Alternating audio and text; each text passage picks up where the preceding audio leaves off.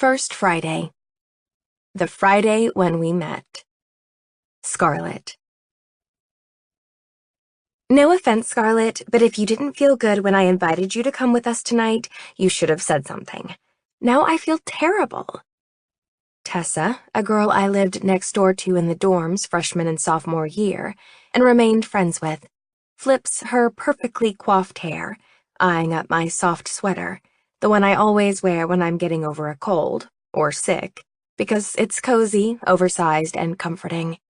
It's more appropriate for a bonfire or a night at home than a college party. And when Tessa shoots me that sympathetic face, lips turned down at the corners, eyeing me skeptically, I manage a soft laugh. Trust me, I've been home for the past few weekends. I needed this night out. 2, to be exact. Couch surfing and binging on random TV shows, consuming copious amounts of hot tea and chicken noodle soup. Are you sure? Because if you're not, I'm fine. That's why I wore the sweater. It's going to keep me toasty warm tonight so I don't catch a chill. The last thing I want is her changing her plans because of me. But that sweater... Tessa worries her bottom lip, chewing off some of the lipstick. It gets so warm inside those parties. Maybe just take the scarf off? And the jacket? Fingering the gray cable knit length around my neck, I breathe in the merino wool that's the only thing keeping my neck warm and my cough from coming back. My scarf? What's wrong with it? Nothing's wrong with it, but we're going to the baseball house, you know, on Jock Row. When she says Jock Row, her voice changes, fills with this weird wistfulness and a playful giddiness, like we're heading to some magical place. We're not. Jock Row, the off-campus housing block where student-athletes live and party. Similar to Greek Row, each sport has its own designated apartment or house, spanning an entire city block. They study together, play together, live together. Hell, they even eat together in a special cafeteria I've only heard whispers about, with super special healthy jock food. How nice for them. I remember listening to her talk about it in the dorms when we were new students. She'd babble for hours about wanting to date an athlete, explaining which ones she thought were cute, trolling them online, crushing hard, wondering what it was like to date one but never having the lady balls to go to one of their parties. Well, we have the courage now. Tessa still has the same stars in her eyes when she talks about it, still has that same breathiness in her voice. In a way, I don't blame her, because the guys on Jock Row, they aren't boys. They're a different breed of student body altogether. These boys don't compare to the guys from back home that I'm used to flirting with. The gangly juvenile boys I grew up with who went to college but still haven't matured. They are nothing like the boys of Jock Row. Not physically, not mentally. These guys, they're men with actual responsibilities and obligations. They work hard and play hard. Bigger, brawny, in peak physical condition, probably the best shape they'll ever be in their lives. Cocky, quick. I've seen them in action on the baseball field. I know the team is good, and damn, they look good too. Smell good. How do I know? I got close to one once, rooting around for a beverage at the football house one weekend a while back. A big, burly player cut me off in line at the keg, leaning over to grab the beer tap with his meaty fingers, and I accidentally caught a whiff. A long, deep whiff, one that ended with an internal that only comes when we appreciate something truly delicious. Obviously, being a warm-blooded female, I checked out his upper torso, muscular forearms, and thick neck in the process. Like every other female in the room with a set of functioning eyes had been doing. Every female, like Tessa and her roommate Cameron, who's still in their bathroom primping. I know what these two want. They're hoping to sink their hot pink talons into some unsuspecting athlete. They're older, wiser, and more confident. They're also wearing less clothes. Tonight, Tess has been prattling on about the baseball team's catcher. She bumped into him earlier this week on campus and has been social media stalking him since. Discovered that if she timed it just right, he'd be walking out of the science building at the same time she'd be walking out of the international studies building. Guess I can't fault her. I've laid eyes on the guy a few times myself and don't blame her for fawning over him. He's dark, brooding, and extremely good-looking, plus Latino to boot. Muy caliente. Please trust me, Tessa is saying. I'm no nursing major, but I know this. If you wear that outfit to the party, you're going to have a stroke, and there won't be anyone there to revive you. You don't think there will be any pre-med students there? Poof, no. They're probably studying right now. Thank God. Saving lives takes some learn-ed learning. She doesn't get my joke. I'm serious, Scarlett. You're literally going to die if you wear that. Plus... Her sentence trails off. Blue eyes, the color of ocean breeze contact lenses, raking up and down my body for the second time, cringing when they reach my scarf. She hates my outfit, but is too sweet to tell me. Do you not like my outfit? It might be freezing outside, but it's not going to be cold inside. The house is hot, and the guys are hotter. I wrap the scarf tighter, giving her arm a gentle pat. We're walking there, and it's freezing, and I've been sick. I love you, Tess, but I'm not jeopardizing my health for one party. I forgot how caring her blue eyes could be, and I'm surprised to see her blink with all the mascara clumped on her lashes, mouth downturned. What about your sniffles? The worst of my cold is over. I fake a cough. Can we go? Otherwise, I'm going to end up reading at home. Don't do that. You've turned into such a hermit since you got your own apartment. Nerd alert, I tease, pointing a finger at myself. I just bought a new book, and I've been waiting for it to release for 9 months. 9! That's a damn eternity in romance novel years. You're lucky I dragged myself off the couch, I protest, head tilting toward their bathroom. What is taking Cameron so long? One of her hair extensions was loose. She had to add extra adhesive. Ah, I nod knowingly, as if that makes any sense. Lucky for me, Cameron chooses that moment to come sashaying down the hallway, as if she's on a fashion runway, thumbing a long strand of platinum blonde hair, curls sprayed into submission. The rest of them lie in silky waves, and I briefly wonder how she's going to walk the entire way on those 4-inch heels. Dark eyes, glossy lips, and black dress, Cam is ready to hit the row. Finally. She halts when she sees me, pointing an accusatory finger at my boots, practically hisses. You are not wearing that outfit, it's butt ugly. Tessa pipes up. Save your breath. If we make her change, she won't come out with us, and I haven't seen her in ages. Aw, you are too sweet. I wrap an arm around her slim waist, squeezing her in a side hug. I kind of missed you two weirdos. Oh, shit. They were right. I'm sweltering, and this entire outfit was a terrible idea. Why didn't they try harder to make me change into something new? I swear, Tessa is an abysmal friend.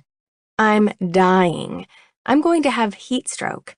It's hot as Hades, the 100 bodies overcrowding the small space, creating a blasted inferno despite the freezing temperatures outdoors. I pull off my jacket, have no choice but to loosen the scarf clinging to my perspiring neck, a second skin, damp with my sweat. Jerking at the end of it with my left hand, I pull it slack, lifting it over my head, relieving myself of one round mohair loop after another, stuff the entire thing in my purse, which is more of a cumbersome tote, all the while holding a red cup in my right hand. Drinking tonight wouldn't be doing myself any favors with this cold still lingering, so it's copious amounts of water disguised as alcohol instead. And can I just say, finding a liquid in this house that isn't beer was damn near impossible. I had to leave Tessa and Cam to their own devices to scavenge the kitchen, raiding the fridge. There was a note taped to the door that said, "Off limits," But it was old and faded, and I was way too parched to care. Inside, a treasure trove of water, juice, and power beverages, even some protein shakes.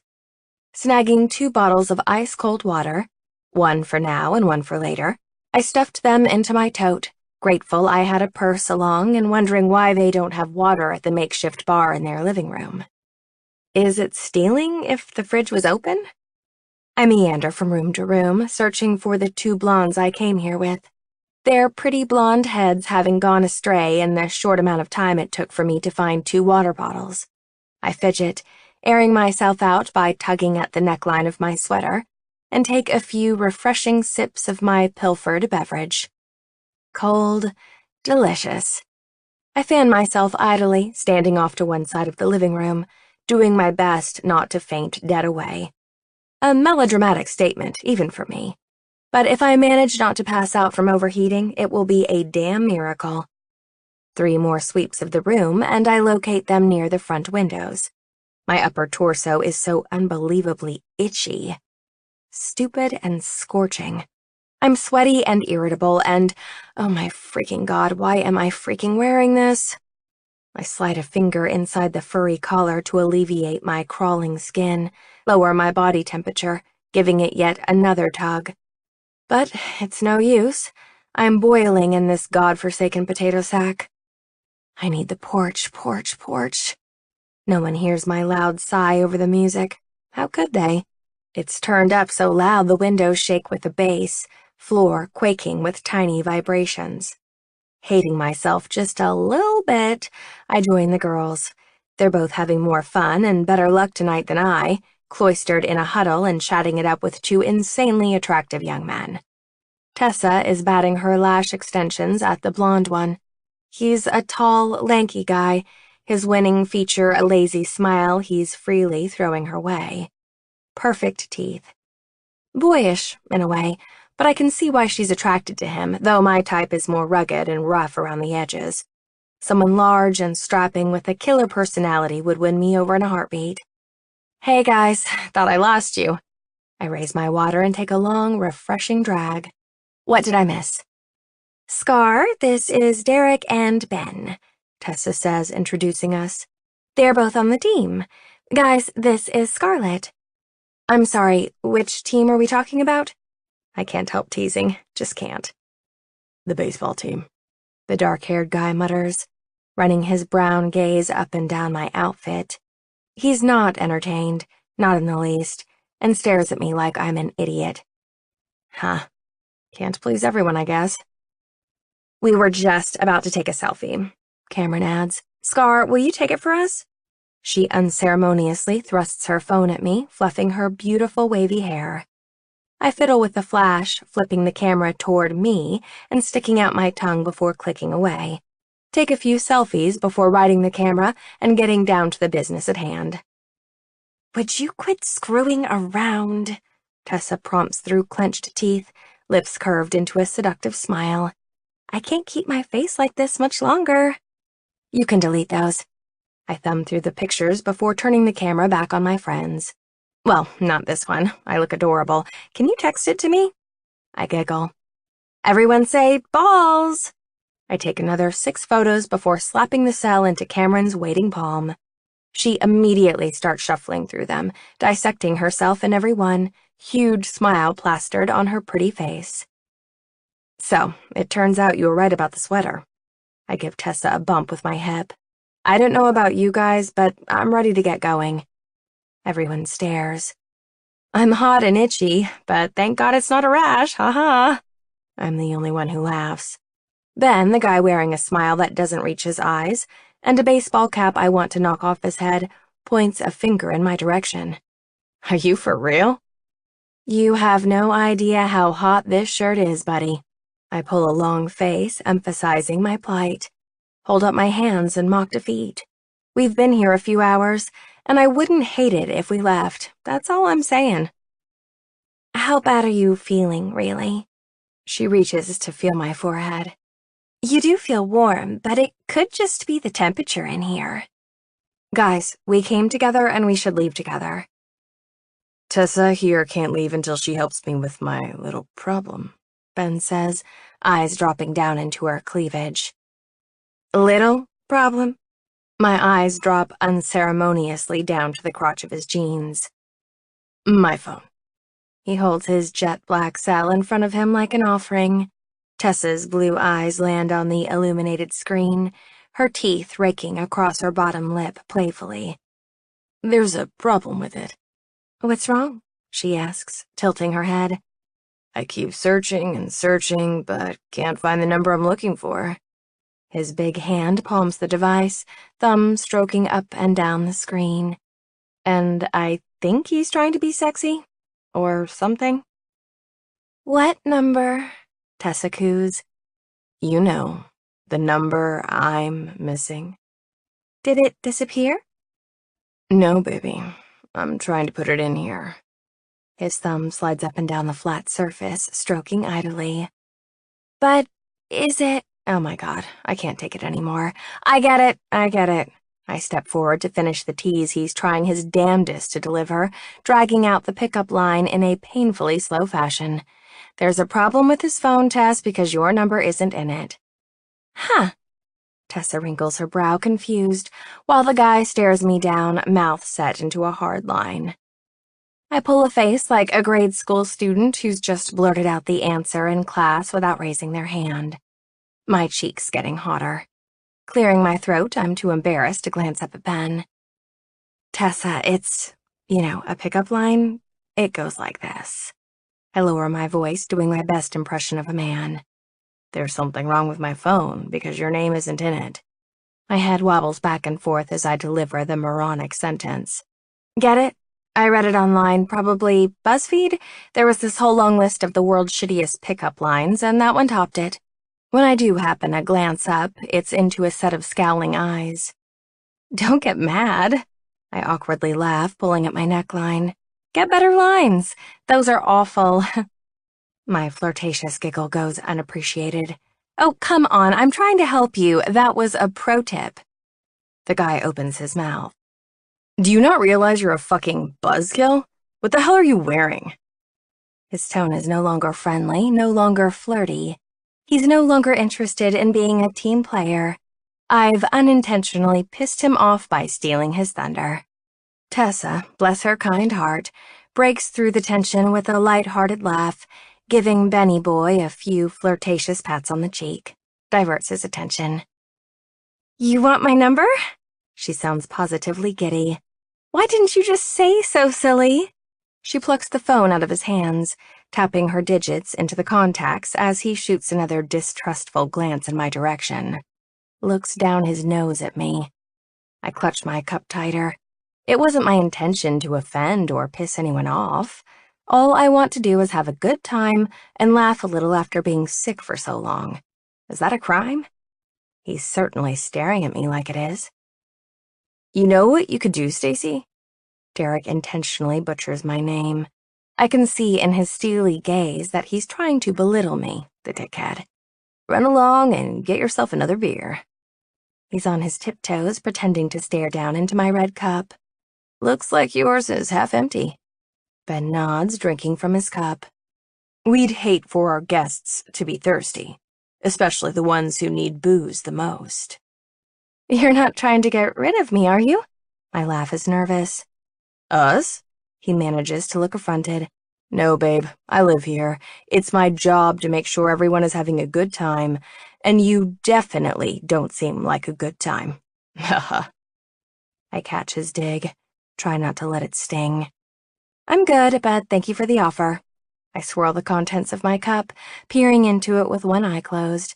Besides, this isn't beer. It's water with a little lemon, and it's still pretty cold. Water? I scrunch up my nose. Yeah, I'm not really much of a drinker, and I've been sick, so is it really a smart idea to get drunk? My chin goes up a notch. I don't think so. Derek's face contorts.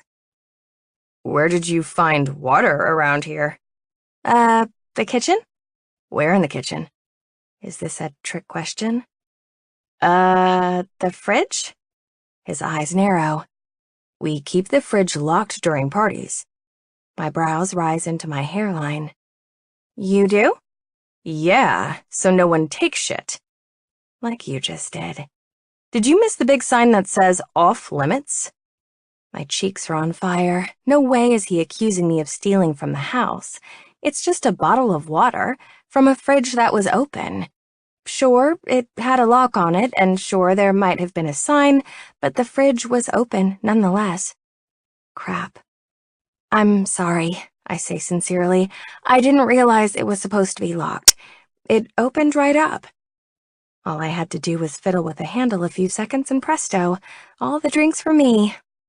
He glances down his nose at me for the second time tonight, silently judging me.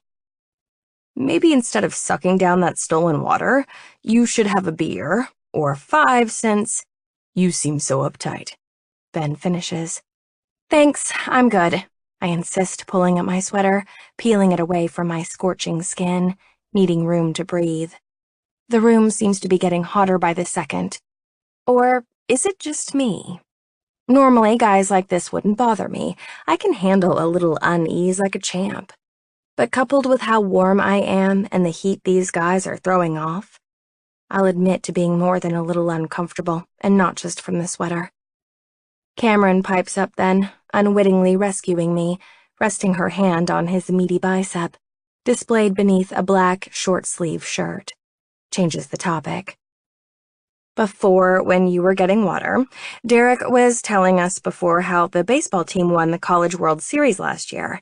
That's the World Series of baseball, but for college. My brows go up, holding back a look of disbelief. Yes, I know what the CWS is, Cameron, and Iowa didn't win it. Yes, they did, she laughs. Derek threw the winning pitch. He's seriously amazing. Scarlett, you should hear the story.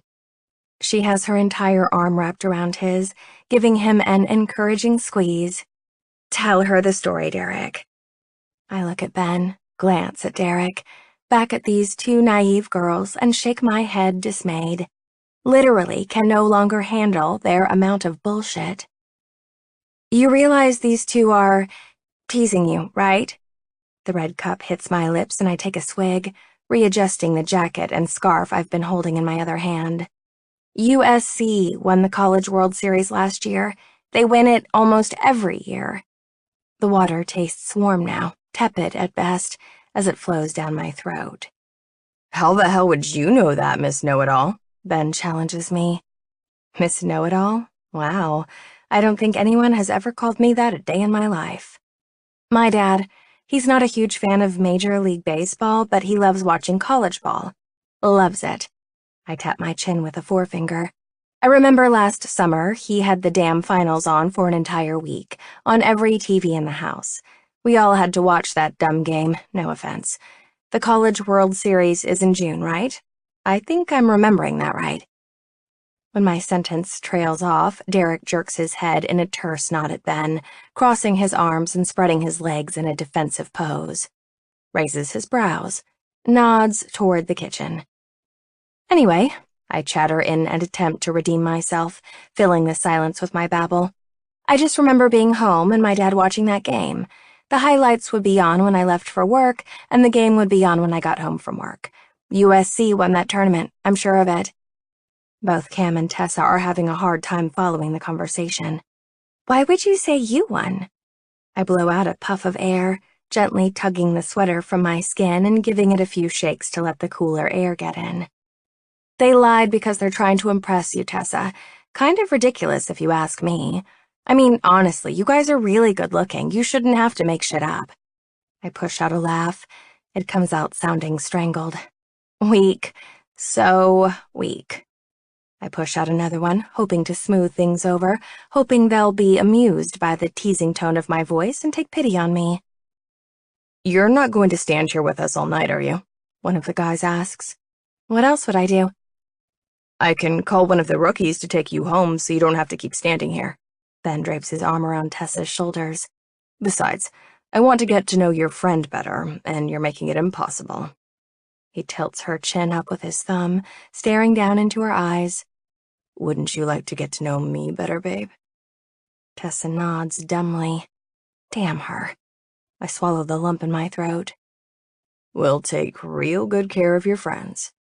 He tries to back away with her, but I stop him. You can walk away knowing they're in good hands, babe. Not so fast, you bullhunk. I have no doubt about that. I grip his forearm as he grins wolfishly down at Tessa. And holy shit, is it solid. Built like a tank, his forearm is a firm mass of muscle. I give my head a shake. Are you sure it's wise to go off with them? I mean, they're strangers. Strangers? What are you, fucking 5? He glares down at me. What's in that water that's making you so goddamn bitchy? Tess and Cameron volley back and forth between us, eyes wide as saucers. A little horrified, a little tipsy, a lot excited, and gorgeously clueless. I can hardly believe these two Neanderthals are turning my friends on. But they are. I can tell by the looks on both their enthralled faces. Shit. My friendship is no match for an athletic pedigree, great body, and handsome face. So I stand my ground, having nothing to lose. These girls are not leaving with me when I go. You did not just call me bitchy. No one has ever called me that, not once, and if I wasn't so pissed off, I might be embarrassed. All I'm trying to do is enjoy my night out, but these assholes are making it impossible. All because, in some sick way, they see me as ruining their chances. Don't call her bitchy, Ben, it's mean. Tessa scolds, narrowing her eyes and smacking at his arm. Her palms rest there, fingers doing a thorough pat-down of his skin. You should apologize. He rolls his neck, getting the kinks out, his big brown eyes rolling toward the ceiling. If it's not the sobriety making her act this way, it must be that butt-ugly sweater. I glance down at my beige mohair garment, affronted. I was cold, and I was sick. Aren't you fucking hot? Is that what's making you run your mouth? Yeah, I admit begrudgingly, shoulders slouching. Maybe. You should go outside then and get some fresh air. Fresh air does sound better than standing in front of these idiots, putting up with their insults. Ben casually arches a brow, and the guys exchange another glance. So damn shady. I watch as he casually eases out of the conversation and disappears into the crowd, causing Cameron's bottom lip to jut out in a pout. Arms cross, boobs rise above the low neckline of her shirt. What did you say your name was? Derek asks me. My arms cross defensively. Stacy. His face is a blank canvas, impassive, stony, and directed at me. Are you going to tell me your name again or not? Because if you don't, I'll just give you a nickname. I have a pretty good one already, right up here. He taps his skull. I make a humph sound they probably can't hear over the noise. Scarlet. His mouth curves. Sober Scarlet. Oh, so you think you're clever now, 'cause you can alliterate? I hold up my red plastic cup, not bothering to hold back the biting comment on my tongue. Got any other set of skills? I wish I didn't sound so defensive, but these guys are bringing out the worst in me. You wouldn't know what to do with my other set of skills. He chuckles, pleased with his innuendo, thinks he's being clever. Tessa must agree because the cheesy line throws her into a giggle fit. Gross, Tessa. Just, no. Get better taste in men. Honestly, what is it with these guys? Bunch of douchey jockholes congregating in one small space. The room lacks oxygen. That must be why they're acting like assholes.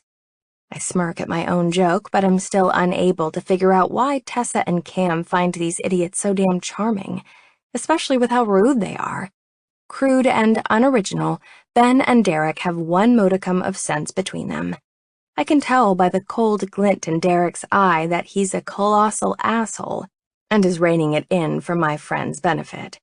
Never have I ever met a bigger pair of douchebags.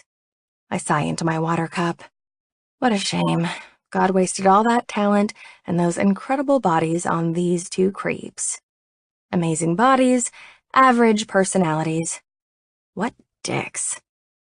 Derek's face goes from a scowl to a megawatt smile when his buddy Ben reappears. Heads up, cockblocker, the cavalry has arrived. Cavalry? Cockblocker? I glance around. Is he talking to me? He must be drunk. From behind, I feel a large hand gently gripping my shoulder, the sizzling weight of a heavy palm, and splayed fingers reheating my upper torso. Surprised that someone is touching me from behind, my head swerves, gaze settling on a large, tan hand with square-tipped fingers covering my shoulder. Short nails, rough pads, manly. My eyes trail up, following the arm attached to that hand, travel upward, over a muscular bare forearm, lift their way to a set of wide shoulders, meet an unsettling pair of curious green eyes, a strong, straight nose, full downturned mouth, 5 o'clock shadow. The human attached to the massive paw is just as handsome as the others, not in a beautiful way like some athletes tend to be, but good-looking just the same. Add in the fact that he's the only other human here not wearing a ridiculous Halloween costume. Major points. Imposing and intense, his gaze beams down as his fingers give my shoulder a light squeeze, refocusing my attention on his face. His eyes are a diluted green, crinkled at the corners with laugh lines, like he smiles easily when he's not glowering at people. Pillow-soft lips set in an unreadable, unhappy line. He's irritated, but not in the same way his friends are. I can tell immediately that he's friendlier, but right now he definitely means business. Holy crap, is he intense. Broody. I wonder what his problem is, and why he's got my shoulder in a vise. What is it with these damn baseball guys? Why are they so grumpy? Did someone piss on their third-place trophies? My eyes widen when he dips his torso to get closer. Warm breath brushing the outer shell of my ear, leans down, broad chest grazing my back as that exquisite, pouty mouth speaks slowly into my cerebellum, reverberates down my spine. Can you follow me for a quick second? I gotta talk to you. I shiver, inhale. Of course I do. Because he's wearing cologne and it smells good, and I can't stop myself. It's what I do. Where do you want to talk? My eyes stray to the front door, to the staircase leading to the second floor, to the kitchen where I filched the water inside my cup and the bottle inside my bag, to the screened porch out back. Cameron watches the exchange with rapid interest, eyes wide as mine, mouth twitching. She's practically drooling, licking her lips. Over by the front door? This won't take more than a few seconds. It's too loud near the speakers to say what I have to say. What the hell could he possibly want? And why is he so damn handsome? I stare at the pronounced bow curving the top of his lip. God, his voice. It's deep and clear. Even with the pumping bass in the background, I can hear every syllable, the timbre sending an extra shiver of exhilaration down my spine. Just so you know, I'm fluent in karate.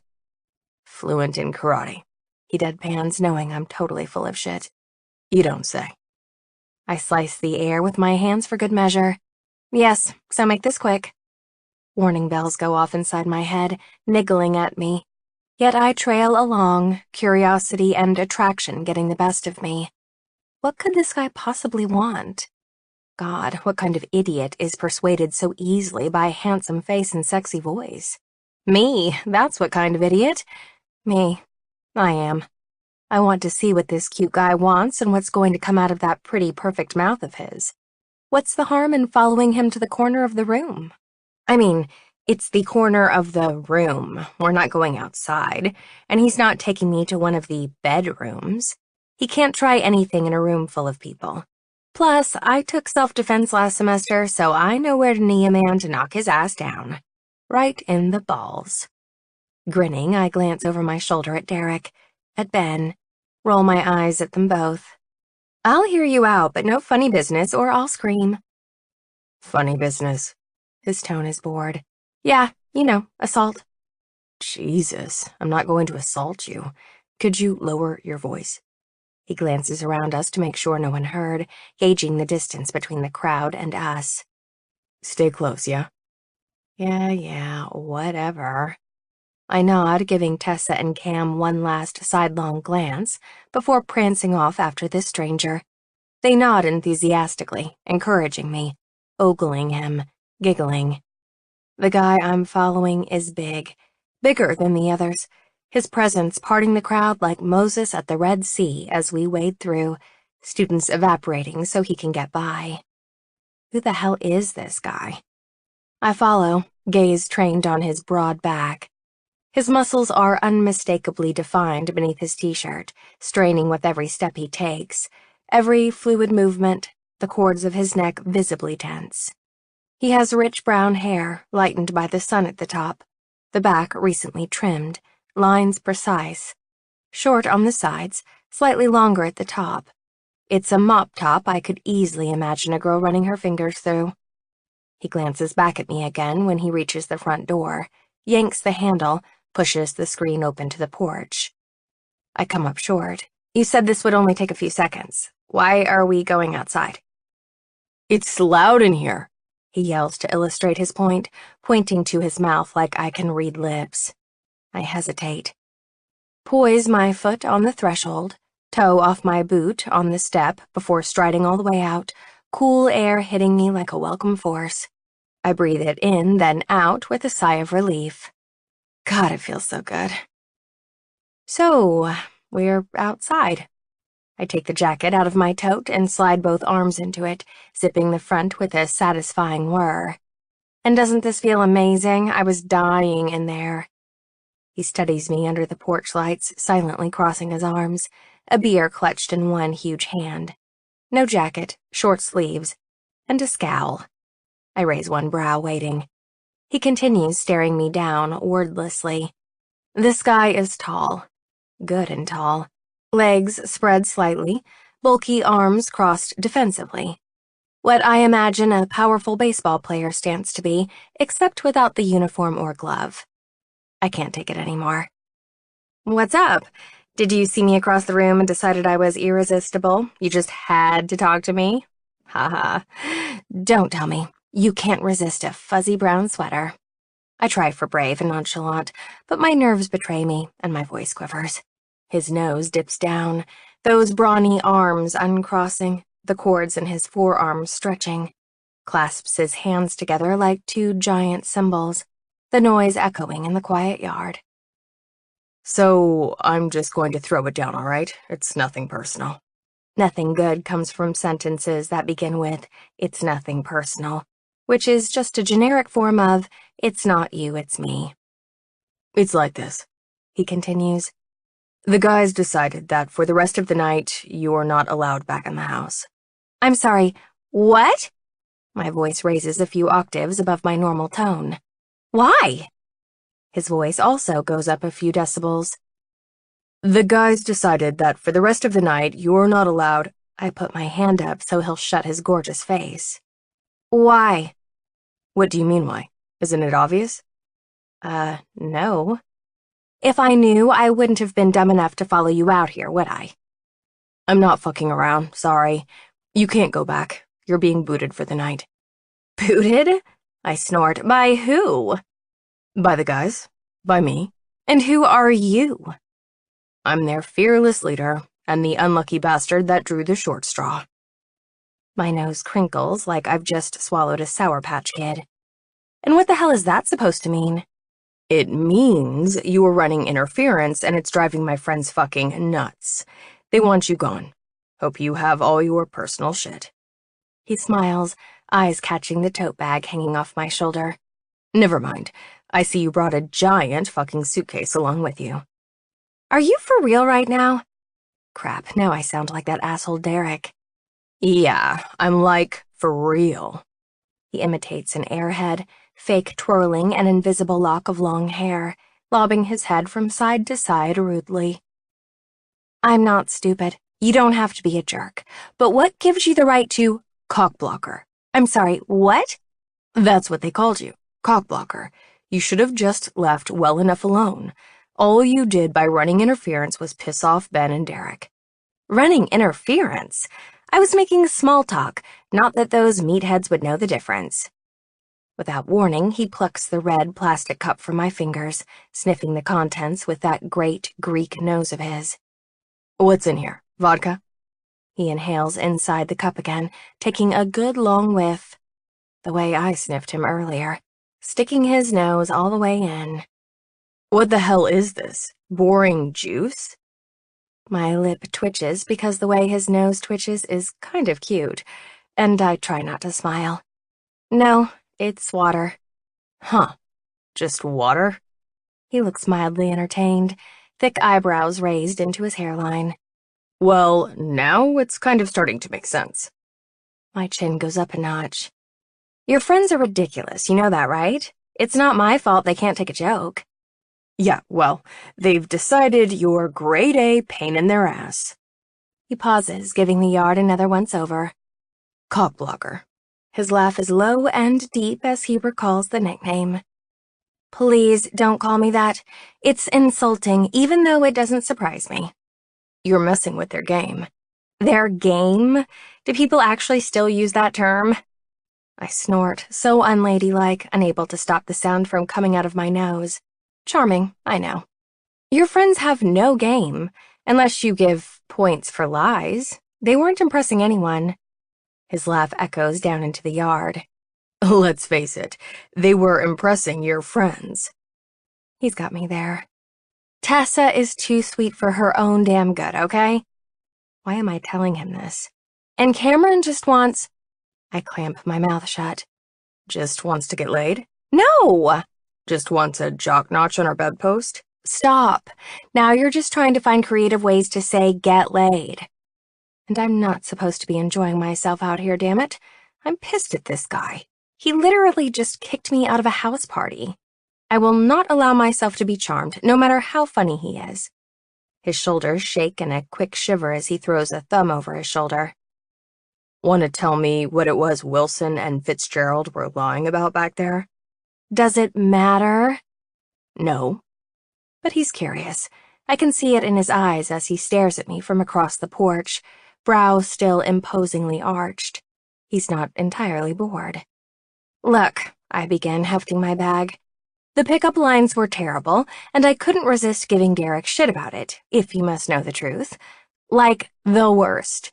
If you were there, you would have done it too. I pause. Then, when they started in about the College World Series, I couldn't keep my mouth shut. His spine straightens. What about the CWS? They said they won it, and we all know that's a load of crap. All I did was call them on it. Sue me. It was dumb that they lied to impress my friends. His smirk comes slowly, one side of his mouth curving into an arch. It's more mischievous than sinister. How are you so sure we didn't win? Dude, stop. He laughs when I call him dude, Adam's apple bobbing. The fact that you know that shit is so fucking random. I have a baseball-obsessed father, all right? I can't help myself. I'm the son he never had. Inside my warm jacket, my shoulders move up and down in a tiny shrug. Maybe remembering weird facts is my stupid human trick. The guy's eyes stray to the window of the house, gazing through. Look, I hate to be rude, but can you do me a favor and leave? It's cold and I'm freezing my balls off. I will my eyes not to stray down to the front of his jeans, to his zipper, to his balls. So this is real? You're seriously kicking me out? His nod is authoritative. Yep, this is me, seriously kicking your scrawny ass out. I do not have a scrawny ass. That is the dumbest thing I've ever heard anyone say. Stick around long enough and it won't be. He's laughing at himself again. I say some pretty stupid shit. You're kind of an asshole. My conviction is weak, so weak, and more wishful thinking than anything. You were disturbing the peace, the natural order of things, if you will, and I've been tasked with escorting you from the premises. Don't shoot the messenger. Escorting me from the premises. What a ridiculous thing to say. The proverbial short straw you speak of? I nod, knowingly. Oh, so wise and clever. Exactly. He's pleased with himself, too, leaning against the balustrade, legs so long his ass rests comfortably on top of the rail. A nervous, giddy laugh escapes my lips. I can't handle moments like this. They make me uncomfortable when I'm not prepared, and this cold weather isn't helping matters. I'm laughing like an idiot, and he's staring at me like I've lost my damn mind, and now there is no way he's going to let me back inside. Escort me from the premises, I muse, rubbing my chin. What are you, an undercover cop? I'm sassing now, turning my embarrassment into a thinly veiled joke. Except, if this is a joke, it isn't funny. Not at all. It's awkward and inconvenient, and we're out here on the porch in the cold, shivering. Locked in a battle of wills, neither one willing to bend, my teeth chattering the slightest bit. Thoughts straying from his handsome face to the warm scarf buried in my bag. I wonder how tacky it would be for me to wrap it around my neck while he stands there, shuddering every so often, covered in goosebumps. Can I at least go back inside and tell my friends you're kicking me out? Nope. He obnoxiously pops the pea. I'm under strict orders not to let you back in. Whose strict orders? Mine. Why are you arguing? One mammoth paw scratches across his stupidly sexy square jaw. It's not helping your case. Oh, I have a case now? I ask sarcastically with an eye roll heavenward. Is this a court of law, or have I somehow entered a special kind of purgatory? His smile widens. If I were actually an undercover cop, I'd have you arrested for resisting an officer. Is that a thing? Resisting an officer? Hell yeah, it is. He smirks, and God, is he cute. Really, really cute. Handsome. I glance down at my shoes, shuffling my feet, then out toward the street to stop myself from staring directly at his white teeth and chiseled jaw and stupid sparkling eyes. What a cliché he turned out to be. Jerk. Please, just let me run inside. I try not to beg. I'll be quick like a bunny and tell them I'm leaving? Quick like a bunny? He rubs his jaw, the unshaven scruff scratching. That I might pay to see. I bat my eyelashes, wishing I at least threw on one coat of mascara before leaving the house tonight. My face is naked and fresh, not likely to bend any guy to my will, let alone this one. Please? Let's try this again. Are you watching my lips? Are you paying attention? Because I'm only going to say this one more time. I nod, eyes glued to his gorgeous mouth. I'm listening. You are not going back inside. His eyes trek the length of my zipper, searching for the pockets at my sides. If you have a phone tucked away in there, get it out and text your friends. See if they give a shit you're gone. Go ahead. I will. A low chuckle. What are you waiting for? Why is he being like this? Doesn't he know how rude it is for me to just disappear on my friends? Under any other circumstances, I never would have walked out on them and left them inside. I stomp my foot like a petulant child, the stubborn side of me kicking in like a knee-jerk reaction. Athletes aren't the only ones with determination. I am not leaving this porch until you let me back in. He yawns in my direction, sounding bored, patting his mouth.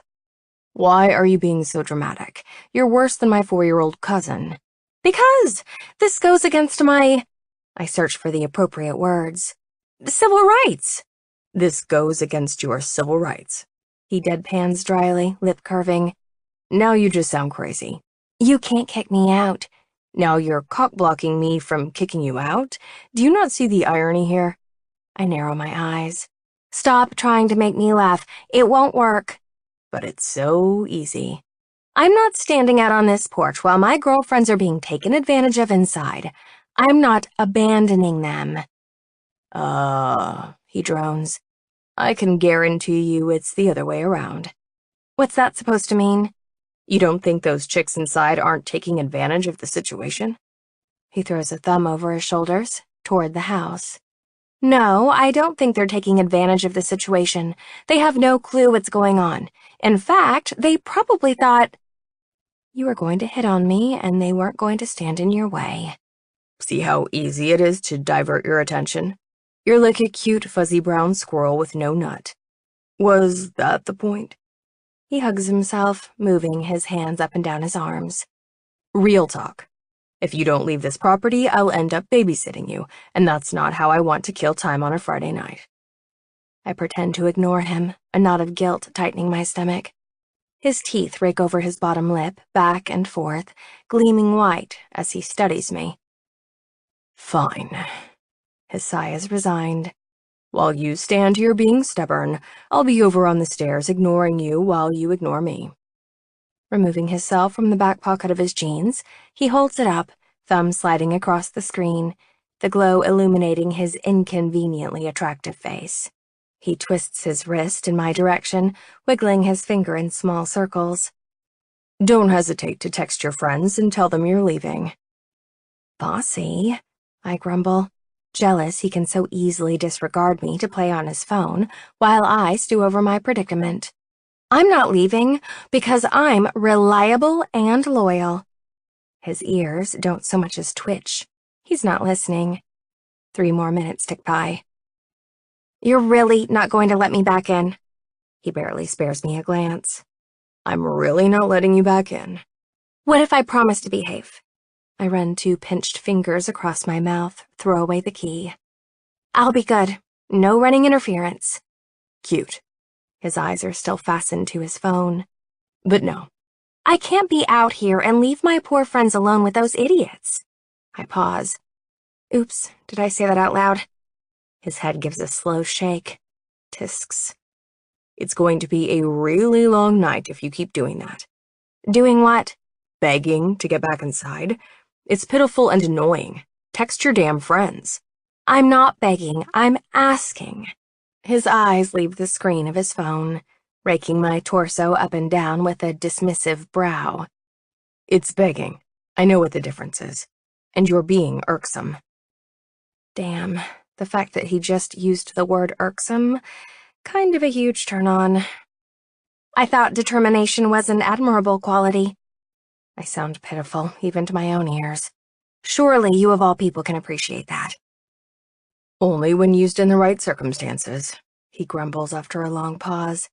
Like, say, warmer circumstances. I root around in my brain for something intelligent to say, to gain equal footing, but end up with, if you don't let me back inside, I'm calling the cops. Ugh, why can't I just keep my mouth shut? Be my guest, call the cops. He takes a loud slurping sip of the beer he's been holding in his hand. Tell them Rowdy Wade sent you. You're impossible. Trust me, Dollface. I've been called worse. Oh, God, do not call me Dollface. What should I call you then? I know you don't take kindly to cockblocker as an endearment. I stomp my foot, frustrated. Why do you have to be so stubborn? I'm stubborn. Okay. He mutters, Jesus Christ, under his breath like it's an oath, the bright light from his phone illuminating his sharpening features. I backpedal. I'm sorry, I just feel helpless out here on the porch. This night isn't going anything like I planned. I haven't been to a party in forever, and I just wanted to have fun tonight, that's all. I bet, he begins slowly, when you were in high school, you were one of those girls who used to raise their hand during class to ask the teacher for extra credit. The so slips out, and I groan while facepalming myself. So, no one liked those girls. My chin hitches up a notch. I bet you were one of those jocks who barely passed their classes and cheated off of girls like me. He spreads his arms, wingspan wide, grins wickedly, his entire face lighting up. Yet here I am with a full ride to college. Do the math on those odds. Resigned, my body sags against the side of the house, the fabric of my jacket snagging on the wooden siding. What am I supposed to do until my friends come out? I swear he winks at me. Again, not my problem. Did you just wink at me? He rubs his face with the knuckle of his left hand. No, I obviously have dust in my eye. My head hits the house when I tip it to laugh. Liar! Pollen? We regard each other from our spots across the porch until he quietly asks, Want me to walk you home? He is so transparent. So you can get me out of here quicker? He laughs to himself, chest constricting. Pretty much. You're twice as big as I am. No way am I letting you walk me home in the dark. I wasn't born yesterday, and my mother didn't raise a fool, no matter how cute this guy is. Can I point out a fun fact? Can I stop you? Very cute, but no. He takes a drag from his beer. Your friends had no problem ignoring the fact that you disappeared when I hauled you off. Do you honestly think those jockholes inside told them I was being kicked out? No, they're blissfully unaware. Another pull from his beer. They probably think I'm fucking you. Jesus, blunt much? My cheeks flush. Don't flatter yourself, they know me better than that. So you're a prude? I squint, ignoring him. Remind me again why I followed you out here? Answer, because curiosity killed the cat, Scarlet. You followed a good-looking stranger out into the dark, and look where it got you, on the front porch in the bitter cold. Don't beat yourself up about it. Any one of those girls would have followed me out here, too. Oh, brother, he's modest, too. And why do you suppose that is? His broad shoulders shrug, and damn, he must be freezing his ass off. Captain of the baseball team, handsome as fuck, funny as hell. Wow, I don't even know how to respond to that. He gives me a tight-lipped smile. It's a lot to take in all at once. Cannot argue with that. It sure is, I agree with a laugh. Can I ask you something? He eyes me up and down from his spot on the ground. Why are you dressed like you're taking a trip to Antarctica? I press my lips together, part them. For your information, smartass, I've been sick. I had a cold. So what was I supposed to do, wear a bandage dress to a house party? No thanks, I'm trying to get better before the break. He holds up his bare paws. Hey, no judgments. I can tell you're a really sensible girl. All I'm saying is, you're wearing a sweater that could double as a parka, and you're also wearing a parka. This time I can't stop the laugh from escaping my mouth. Why, are you cold? 'Cause I'm nice and toasty. I shoot him a wide grin to rub in the fact that I'm warm and he's not. You're an asshole, he snarks. I'm a bit nipply, no thanks to you, but I'll live. Tell you what, let's dash inside and grab you something warm. A jacket, perhaps? I smile sweetly, fluttering my lashes. Promise I won't disappear into the crowd. His lips twitch. I think I'll take my chances against the impending hypothermia. I can still have kids if my nutsack freezes off. He taps away at the lit screen of his phone. Why do you think, he asks absent-mindedly, it bothered you so bad that your friends were getting hit on, but you're not? Is that what you think? He does a lot of shrugging, this guy. No judgments. My mouth drops open and I slam it closed before he looks up. I was not cock-blocking my friends because I'm jealous. So you admit it, you were cock-blocking. If he wasn't so damn cute, I'd be furious right now. You know that's not what I meant. So you're bitter because you're completely sober? I'm not completely sober. So are you drunk? No, of course not. I flip my ponytail. You had beer? He's skeptical. How many? None and a half. I use my thumb and forefinger to indicate the amount. About that much? Yeah, that's what I thought. I can see him hiding a smile behind the glare of his phone. You're completely sober. I'm recovering from a cold. I fake a cough. With those perfectly white, straight teeth, he smiles at me again, and I can't even take it. He's so stupidly good-looking and getting cuter by the minute. Damn him and his magnetic personality. Look, I'm not completely delusional. I give the guy credit for not being a complete douchebag. Scale of 1 to 10 on the jockhole scale? 6. And that's only because he kicked me out. Far be it from me to point out the obvious, but I bet you wouldn't be so uptight if you had a few drops of alcohol inside you. Might be more pleasant out here for both of us, yeah? That's what your friends were saying, and you know my opinion of them. You're a little uptight. He squints over, shielding his eyes against the porch light shining in his face. Hasn't anyone told you that before? You know nothing about me. I reach down for the red plastic cup I abandoned a few minutes ago, so I have something to do with my hands. What would make you say I'm uptight? What's this oh-so-accurate assessment based on? Let me count the ways, he hums, setting his beer bottle on the step, tapping the fingers of his right hand with his left, counting. 1, I'm on this porch when I could be partying because you won't stop cock-blocking.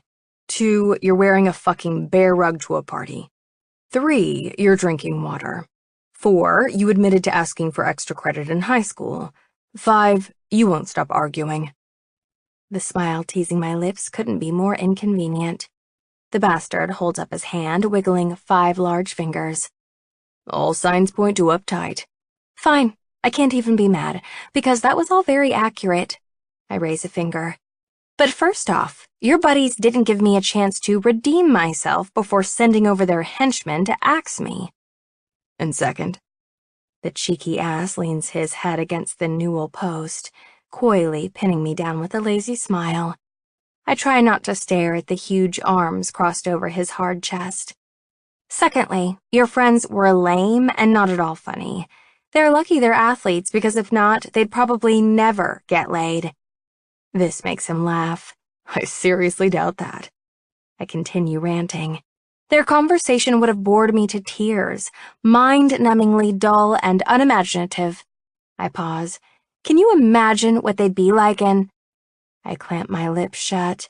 He leans in, waiting, baiting me, prompting me to finish. Can you imagine what they'd be like in...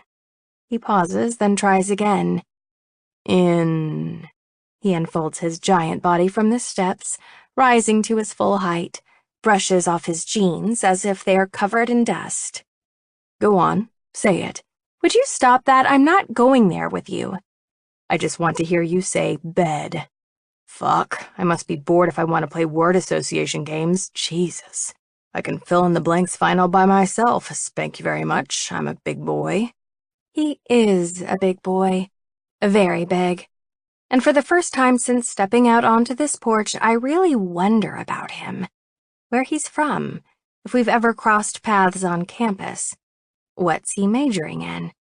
He stands over me now by a good 7 inches, lean hips resting against the white railing of the baseball house.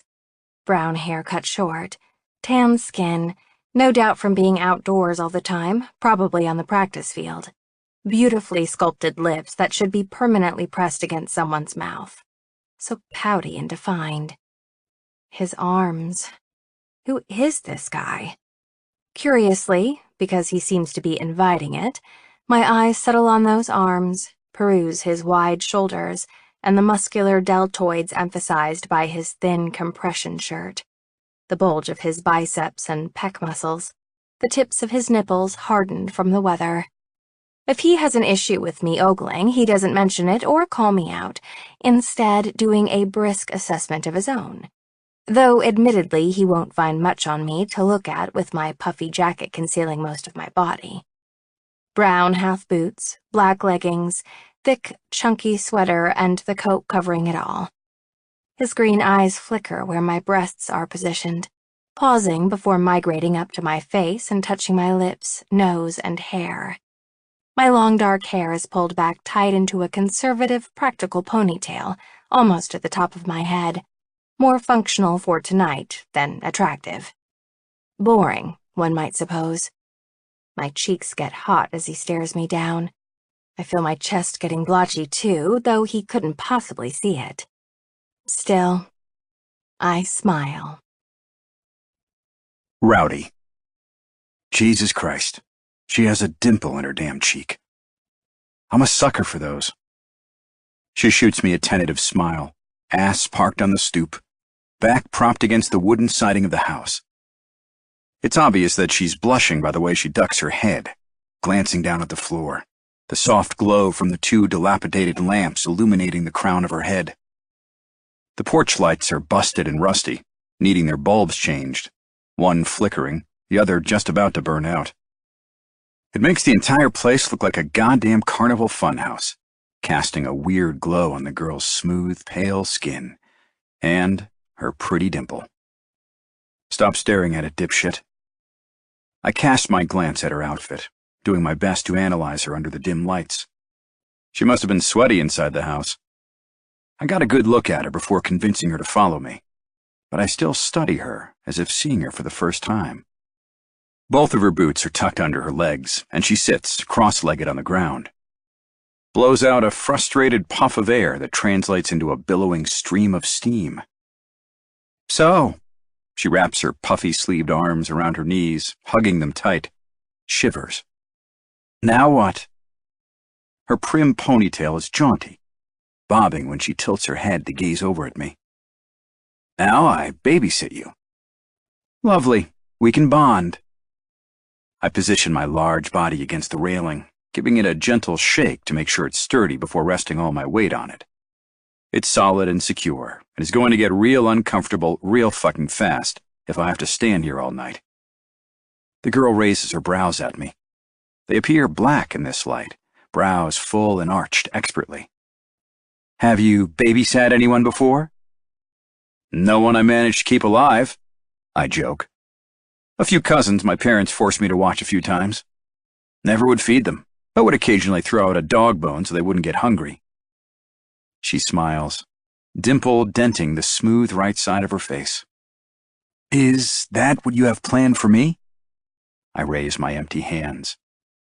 I'm fresh out of Scooby snacks. Guess we'll both have to starve. Sorry you have to sit out here.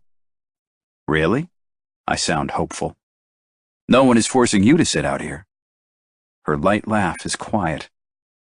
Fine. I guess I'm not that sorry. She bites down on her lower lip. I'd be lying if I said I wasn't enjoying your discomfort just a little bit. Gee, thanks.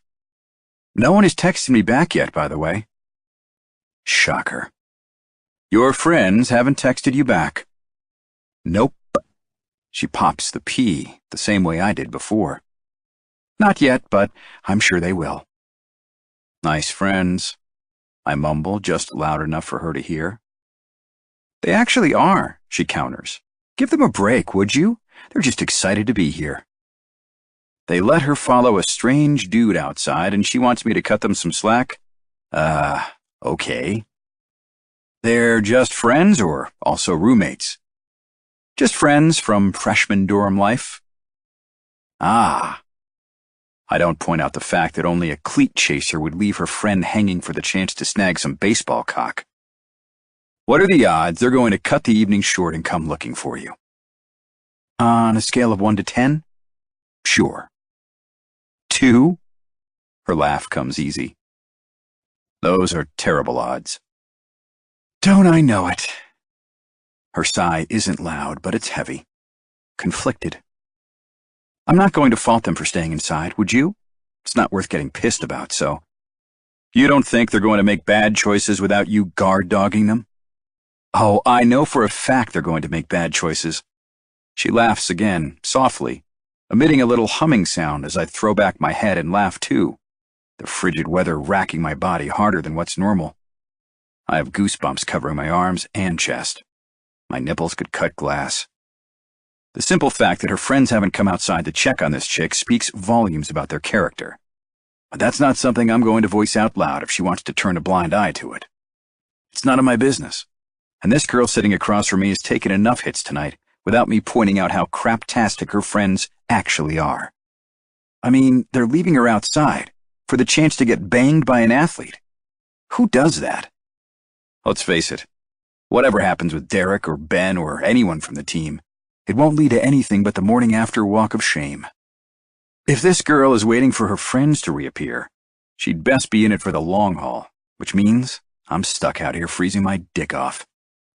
How long do you think you'll last before giving up? I guess when I start getting cold? That too has me laughing like a maniac. The balls on this chick. You're not cold? What are you, made of stone? Because my nuts are shriveling inside my jeans like 2 raisins about to fall off the vine. Her head cocks to one side. I mean, this sweater is really warm. And I have this nifty scarf in my bag if you want to borrow it. Hard pass. When I rub my bare biceps vigorously to warm them up, her eyes follow the motion up and down. And who would blame her? My guns are huge. I flex once for good measure, and to get a reaction. It works. Her eyes move along my torso, lingering on the front of my shirt. You really should have planned better. It's cold out. Why are you wearing short sleeves anyway? I knew it would be hot inside, and I wasn't planning on squatting on the damn porch all night like a hobo. Still, she hedges, it's practically winter. Thanks. I finally got the memo. Layers, at least. My green eyes narrow at her, just the slightest bit. Are you always like this? Like what? Such a pain in the ass? Am I a pain in the ass? There goes that damn dimple. I guess it depends on who you ask. Tonight's probably not a good night to take a poll. A ping fills the air, and she reaches for the cell lying next to her knees, lifts it, and taps the screen. Smiles, satisfied. They'll be out in 10 minutes. The phone gets set back down after she taps out a reply. Rests her back against the wall, smiling. I knew they wouldn't leave me out here all night. Liar. You did not. This laugh is lilting. You're right. I was starting to get worried. She stands 15 minutes later when her friends come stumbling out the door, brushing off her legs and ass, stretches and holds out her hand to help me off the ground, which is so fucking ridiculous because she's tiny and petite and I tower over her by almost an entire foot. Nonetheless, I slide my hand into hers when she offers it, letting our palms sizzle from the contact. Zap. Standing on my own, without her assistance, clasping her hand, I rise to my full height. Thank you. She lingers a few seconds, glancing at her friends, now down in the yard, stumbling heels already clicking over the concrete of the sidewalk. I release her hand, stuffing mine into the pocket of my jeans. Flex the fingers of my tingling flesh. Don't be such a pain in the ass next time. I'll try. She starts down the staircase, ponytail swinging in the breeze, glances back once, over her shoulder, and winks. Second Friday. The Friday where the real games begin. Scarlett. Me. Hey Tess, you guys hitting Jock Row tonight? Too desperate sounding?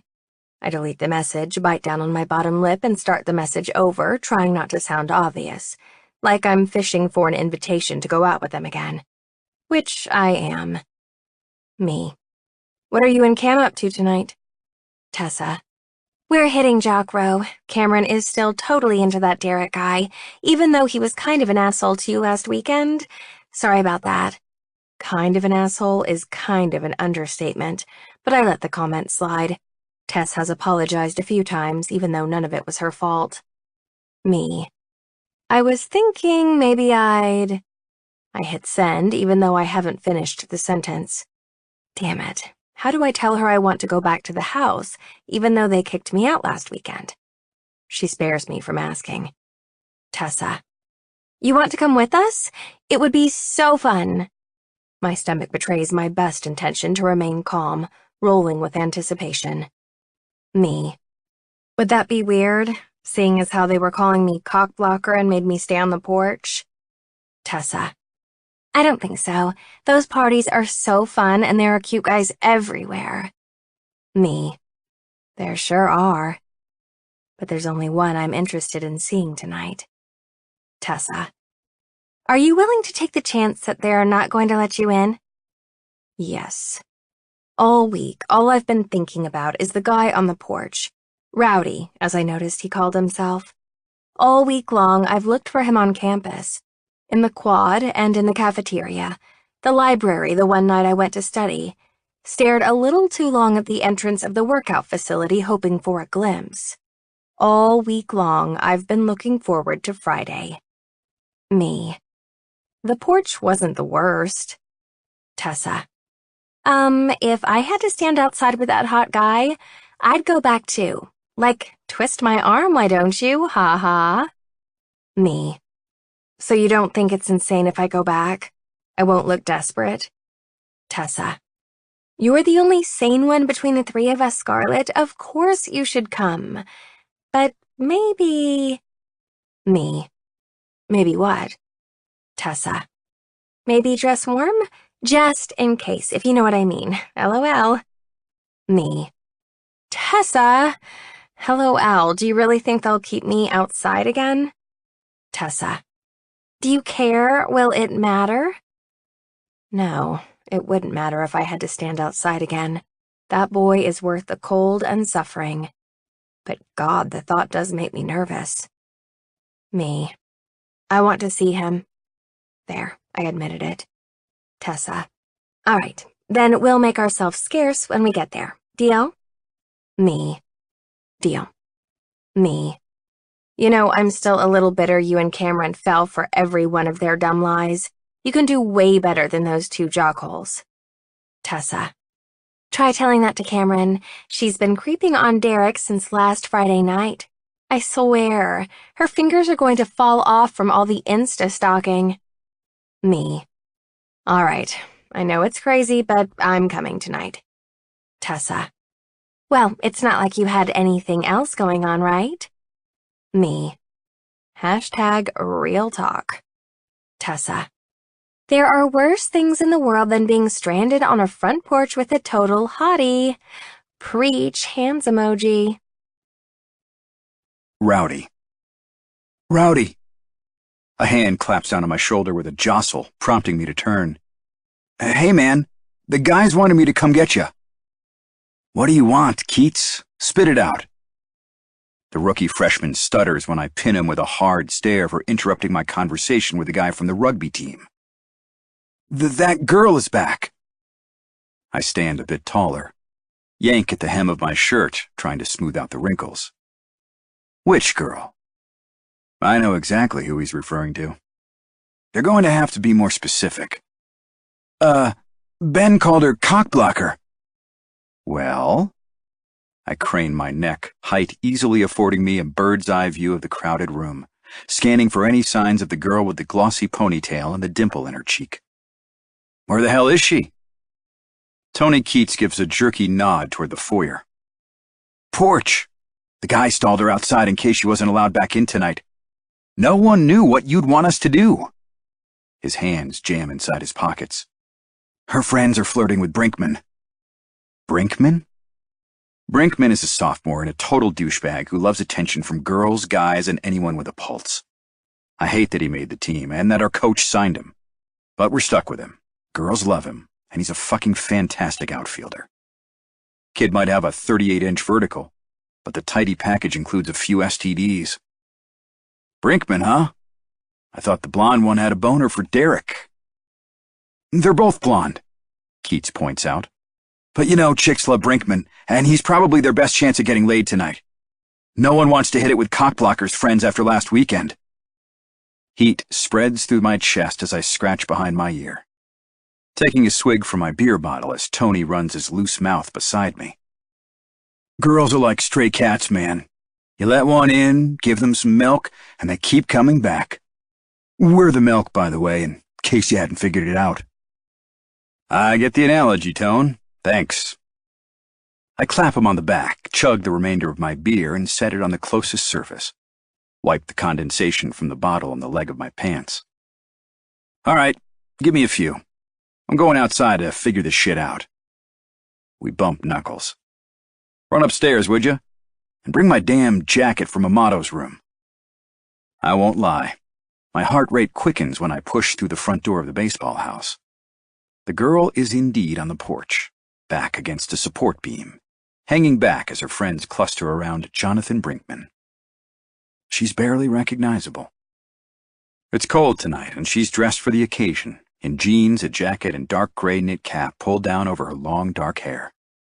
It's the kind of knit hat you'd wear skiing or sledding, or on a trip to the frozen fucking tundra, or when you think you might be spending an entire night on a cold porch. She's casual, leaning on the railing. Not one bit of surprise marring her expression when I push through the screen door, stepping down onto the floorboards of the porch. My mouth, goddammit, stretches into a toothy grin when we lock eyes, her brows rising beneath her warm hat. They wiggle in my direction as she raises two hands, covered in mittens, sending me a small, hopeful wave. She's cheeky, this one. I acknowledge Brinkman with a fist bump, and Cockblocker's friends light up when they see me. Two pair of eyes alive with interest and overenthusiasm. Possibly because I'm fresh meat to sink their cleat-chasing claws into. I shrug it off. I'm not out here for them. I tip my chin up at the girl. Nice coat. Looks nice and insulated. Warmer than last weekend's attire. Indeed it is. I dug deep into my closet for this one. You know, just in case. The trio on the porch with us chose that moment to make their escape. Brinkman and the two blondes pushed through the screen door to the house without stopping, without looking back, without checking to see if their friend is following behind them. I see you didn't take my advice. She flickers her gaze over my chest, brows raised. Where is your jacket? It's coming. Really? Yeah. I had it ordered up when they came and told me you were here. Ordered up? What does that mean? I smirk arrogantly. I'm having someone fetch it. You are not. She's about to smirk too, but the grin is wiped off her face when, as if on cue, Tony Keats abruptly bangs through the door, thrusting my jacket into my outstretched hand. My fingers close around it. My arms shrug into it. Thumbs hook into the pockets, and I jut my hip out, posing. Cocky. Boom. Jacket. Her mouth opens, closes. Wow. That was awesome. Amazing. I spin on my heels in a full circle for emphasis, as if she needs more evidence that I'm a badass. Yes. She's laughing now, tugging at her hat, pulling it down over her ears. Sure, that's one way of putting it. She takes a few hesitant steps forward. Destination, the door behind me.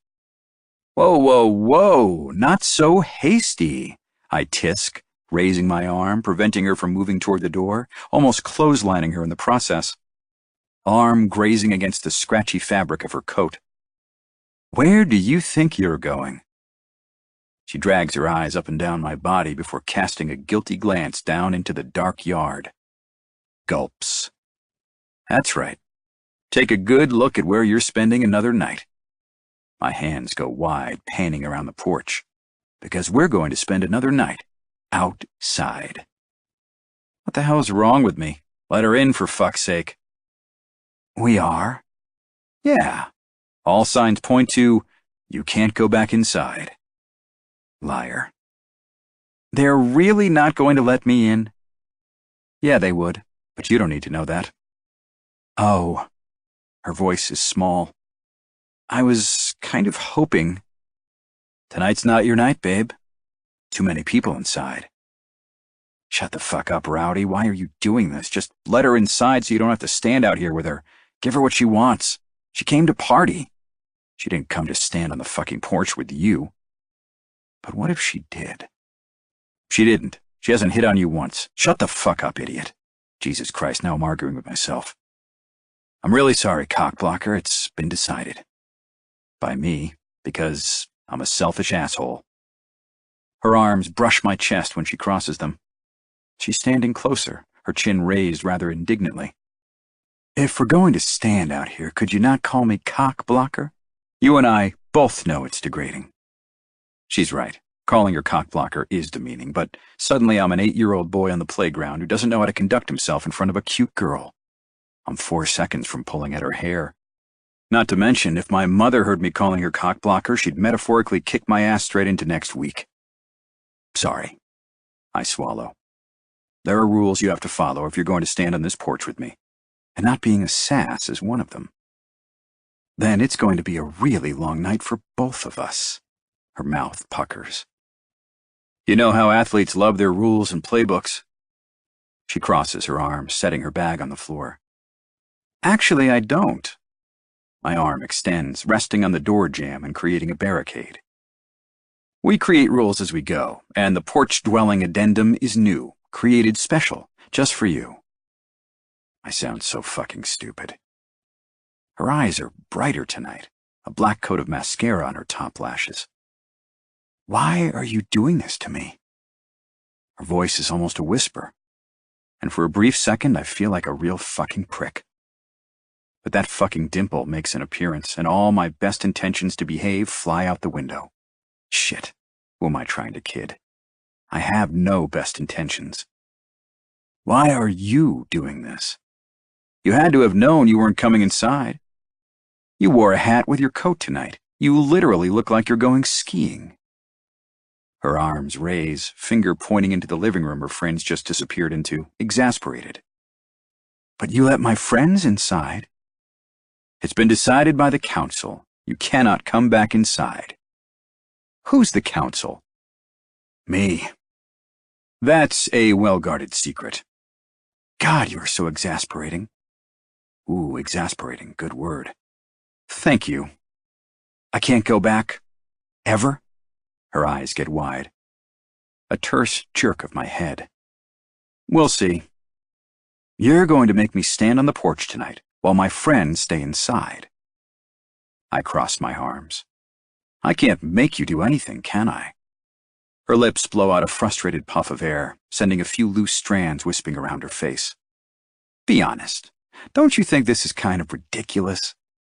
Yeah, but I keep that shit to myself, because tonight, when I saw her, I decided to be selfish with her time, to stand out here and try to make her laugh just so I can make that dimple appear in her cheek.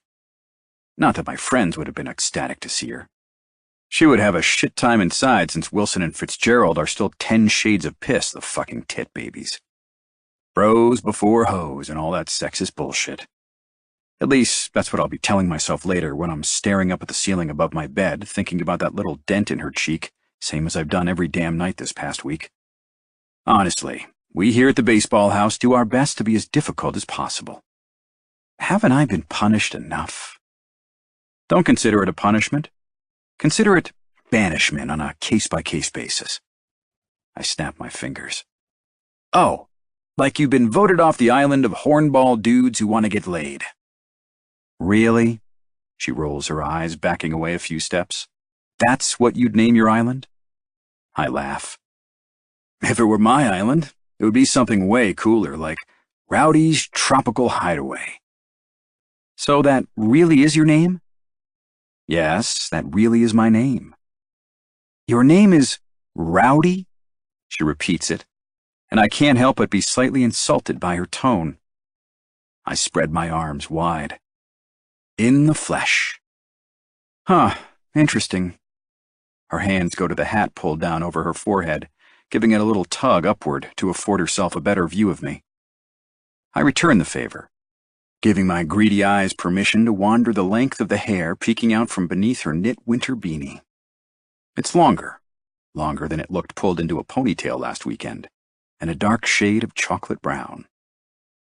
When she tilts her head, catches me staring, I refocus my attention to the yard, feigning interest in the cars parked at the curb. What about you? What about me? Is she being coy on purpose? Do you have a name? Of course I have a name. So it's going to be like that, huh? Her pretty pink lips smirk. Yeah, it's like that. Mind if I take a guess? Shrug. Be my guest. Helga. Her brows shoot up. That's your guess? Rudy. Seriously, you're such an asshole. She laughs, eyes doing a sparkly little dance as she watches me. Do I look like my name is Rudy? Rudy, jeez. I shrug. Prudence. I hate you so hard right now. She laughs again. My name is Scarlet. Scarlet. Scarlet red. Scarlet fever. Huh. Never would have guessed. An ironic expression is pasted on her face. No shit, Sherlock. Scarlet. I slide the zipper of my jacket up and down to give my hands a chore, glancing at her on the sly. Why do you suppose, Scarlet? I ask slowly, testing out her name, hands burrowing in my pockets. That your friends keep abandoning you for Dick. Her mouth twists into a bemused smile. I don't know, Rowdy. Why do you think all women want from you and your friends is Dick? Holy shit, this girl and her mouth. If you're referring to our lack of personalities, I take offense. Scarlet sighs. I can't even be mad at you right now. I don't want you to be mad. I'm just making conversation.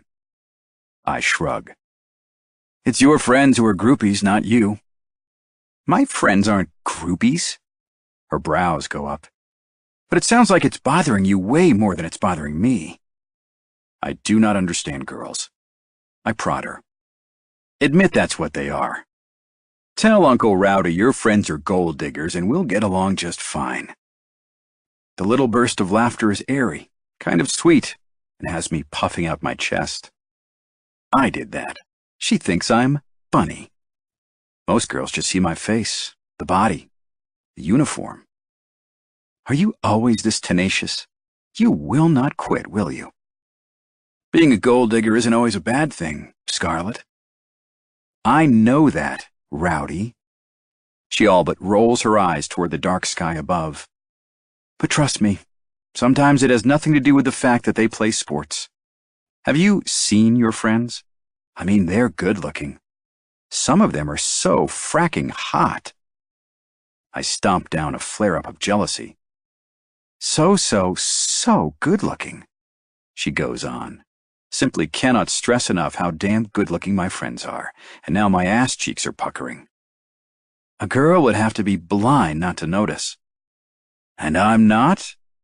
I swear to fucking God, my nostrils flare. What the hell is wrong with me? Whatever reply she has on the tip of her tongue is fleeting, gone within a heartbeat, and replaced with a simple, you know you are. My chest inflates inside my jacket. Besides, she goes on, it's not a crime to have a type. That doesn't make them groupies, right? Or gold diggers. They just gravitate toward buff, amazingly hot guys. No, it's not a crime to have a type. I can't believe I'm arguing about this stupid shit with her. But the fact that they're hanging out here, at this house specifically, when there are plenty of other house parties on campus, makes them cleat chasers, hot dudes or not. I damn near choke on those last words. Scarlet tilts her head at me, knit cap concealing the brows I know are being raised in my direction. I want to whip that hat off and see what's underneath. What the exact shade of her hair is. Are you always this sure of yourself? I jerk out a decisive nod. I've been playing at this for 3 years. I know the drill. Her next question surprises the shit out of me, like a casual bomb dropped in my lap. What about you? How many cleat chasers have you let past third base? It detonates, as it was intended to. Ouch! I grab my upper bicep. Scarlet, that dig hurt me a little. She smirks, chuckling to herself, feeling sassy. Ha! That's what I thought. So judgmental, yet so hypocritical. Which guys are they panting over tonight? I don't know. Her shoulders slump. That same asshole Derek and somebody Tessa found on IG. Oh, and one of the outfielders we met on the porch. Bingman, Brinkman, and Wilson. Man, her friends have shit-tastic taste in men if they're chasing those twats around. Brinkman has no standards. His favorite conquests are desperate band geeks, sorority girls with dark hair, and teacher's aides, which is way too fucking specific if you ask me. I know on our walk over last Friday, Cameron threw your name around quite a bit. I think she's... Scarlet chooses her next words carefully. Kind of envious that I'm out here with you. I all but snort. I'm not dumb enough to date girls like that. When we left, she goes on, they were talking so much shit about what an asshole you are. Stop. I wave a hand at her, demurring. Now you're making me blush. Her laughter keeps coming easy tonight, and louder, steam rising from her lips with every giggle. Fucking delightful is what it is. You're definitely too hot, I interrupt, battering her with adjectives. Magnificent, insanely talented. Not humble, that's for sure. If she rolls her eyes any farther into her head, they'll get stuck in her skull. Unattainable? They think they'll have better luck with someone less. She waves a hand in the air, searching for the adjectives. Sexy, talented, mind-blowing. Would you please stop interrupting? You really are the worst. I'm right, though, aren't I?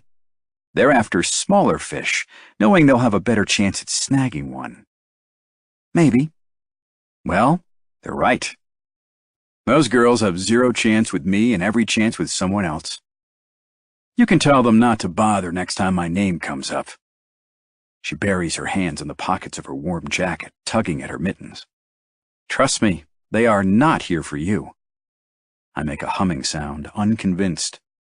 Girls like the ones she came here with, they don't give up easy, and they don't play fair. Prime example, Scarlett being marooned on the porch, alone, despite the fact that it was by design. You want something to drink? I walked the few feet to the cooler I had Keats place by the door so we'd have refreshments on the off chance she came back. Unhook the latch with my foot like a Neanderthal, reach down and produce a bottle. Beer? Water? You brought me water. Well, I didn't want us, you, to die from thirst. Not on my watch. That was really... I point a finger at her. Don't you fucking dare say nice, and don't get used to it. I'm not running a home for stray cats here.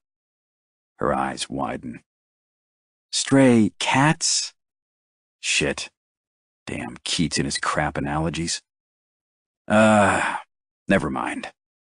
I grab a water for myself, twisting the tops off 2 bottles and handing one to Scarlett. She swipes it in her mitten-clad paw, sucking the first drops eagerly. It tastes so good. Beneath the dim light of the porch, she offers me a smile, biting down on her lower lip. I didn't know I needed this. I take a long drag of my own to occupy myself, chugging down half the bottle in one gulp. Wipe my mouth, leaning against the house, letting the silence fill the space. So, I smack my lips. So, she smacks hers. Do you think this is boring? I muse after a few long seconds of silence. We've only been out here 20 minutes. We could play a game if you want. Scarlett studies me, mimicking my pose as she takes a position against the porch balustrade, crosses her legs at the ankles, ass balanced on the rails. Want to play Never Have I Ever? Isn't that a drinking game? I think so, but we're not drinking. You want to play the game or sit here bored out of your mind? Fine, but you start. You have to take a drink if you have done the thing, even though we're not drinking alcohol. Thanks, wise ass. I know how to play Never Have I Ever. Can I just point out one fatal flaw with this whole thing? Pretty soon you're going to have to take a piss, and it'll have to be in the yard. She nibbles her bottom lip, squinting down at the overgrown bushes. Damn, good point. I guess if I have to pee, I'll deal with it. She cranes her neck, staring off into the dark. It's not like I've never had to pee outside before. Suit yourself. I've seen guys peeing off this very porch, so it wouldn't be a big deal. I get the party started. Never have I ever peed outside. We both sip from our bottles. She clears her throat. Never have I ever gone skinny dipping. Neither of us drink. Really? Scarlett is clearly astonished by this revelation. You've never gone in the water buck naked? Why does that surprise me? The answer seems obvious, but I enlighten her anyway. Not a fan of public shrinkage. Her laugh fills the yard, head tipped back, mouth smiling. Fair enough. I stare at her dimple, long and hard, before blowing a puff of air into the night sky. Never have I ever made out with a stranger. I take a drink. Scarlett does not. You've never kissed a stranger?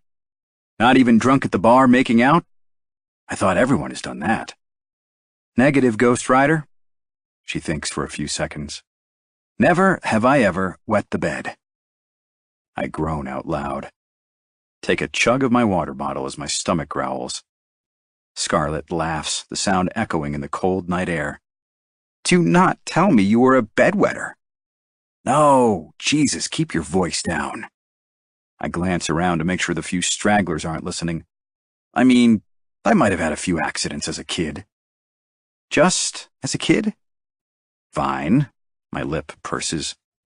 I may or may not have gotten too hammered once or twice and pissed myself in recent years, but that's hardly the same thing. She laughs again, hitting her head against the support beam holding up the porch with a wince. Ouch! She giggles, rubbing the spot through her hat with a few fingers. You okay? I stop myself from reaching out, touching her leg. Yeah, I'm fine. Her mouth is still grinning. Your turn. I hum. Never have I ever. I tap on the floorboard. Never have I ever gone commando. Surprisingly, we both drink. Huh. Now you're telling me you walk around with no underwear on? Her shoulders rise and fall within her jacket. Sure. All the time. That's a fun tidbit of information I latch onto, filing it away in my spank bank under cute shit Scarlett does. Never have I ever caught my parents having sex. We both laugh, drinking, and Scarlett cringes at a thought, musing. I don't even want to visualize it. I was 12 and I had friends over and everyone heard them doing it. Can you imagine the horror? It was so loud and so terrible hearing my father grunting like, couldn't they have waited? She physically shudders. My friend Nicole still brings it up to this day. I walked in on mine once on a Sunday morning. I'll never fucking forget it. I think I was 14 and wanted pancakes. Now my parents refer to having sex as making breakfast. I shudder too, dramatically, at the visual of my father pounding my mother doggy style. Can we please change the subject? Okay. Never have I ever ridden a mechanical bull. I pause, bottle poised at my mouth. That is so random. But have you done it? Have you? My brows rise when Scarlett takes a drink from her cup, wiggling her brows. Really? When? My tone tells her to prove it. At the county fair. My friends bet me $20 I couldn't ride it for 8 seconds. They had the carnival guy crank up the dials on that stupid thing. I thought I was going to die. She pretends to flip her hair. Piece of cake. I stare at her, dumbfounded and a little bit turned on. I'm having a hard time picturing you riding the mechanical bull at the county fair. Why? I just am. My stomach grumbles again, loud enough that Scarlett overhears it complaining. God damn it, I'm getting hungry. Do you always complain about it? Yes. I shoot her my most menacing, hangry look. I have to consume a shit ton of calories per day to maintain this physique. I realize how conceited I sound, but it's true. This body takes a ton of work, and it's not always a walk in the park sustaining it. Want to hand me my bag? Scarlett points to the black bag she dumped on the ground earlier, lying limply on the porch near the door. I give it a shove in her direction with my foot. She ignores the rudeness of my gesture, losing an entire arm as she digs through it. Lucky for you, I happen to have a few snacks with me. This perks my stomach up considerably as I pat it with the palm of my hand. There, it's going to be okay, pal. The nice lady brought snacks. What are you hungry for? I have granola, protein bars, a bag of pretzels, and those hazelnut dipping stick things. Scarlett continues rooting around. And 1 pack of fruit snacks shaped like Scooby-Doo. My eyes get wide. You're turning me on. My preparedness is turning you on? You're so weird. She produces the promised protein bars, extending 2 in my direction, giving them an appealing little shake. Enticing. Chocolate chip or oatmeal raisin, take your pick. Both? I extend a palm and wiggle my fingers like I'm about to pick up a baby because she brought the good shit, bars with actual protein. Come to daddy. We both bend forward far enough to meet halfway. Far enough that Scarlett can slap the bars in my open palm, then rifle through her bag again. I think that's all I have for protein bars. No, don't worry about it. These are awesome. Thank you. She stops, laughs. Oh my God. I almost just thanked you for staying outside with me. As I'm tearing open the silver wrapper on protein bar number 1, I glance over. For the record, this isn't ruining my night, Scarlett. These parties are so fucking played out. Jamming half the oatmeal raisin bar in my mouth, I bite down, chew, swallow. Why did you come tonight if you thought you'd be sitting outside? I didn't have anything going on and thought maybe... Her bottom lip juts out. Thought maybe I'd wear you down with my sparkling personality and charm. Little does she fucking know we're outside because I think she's pretty and it's too hard to talk inside with all the noise. So you keep saying.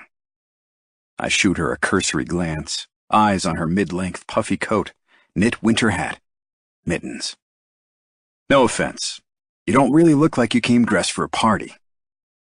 She rips open a pack of fruit snacks, package crinkling, popping a red one in her mouth.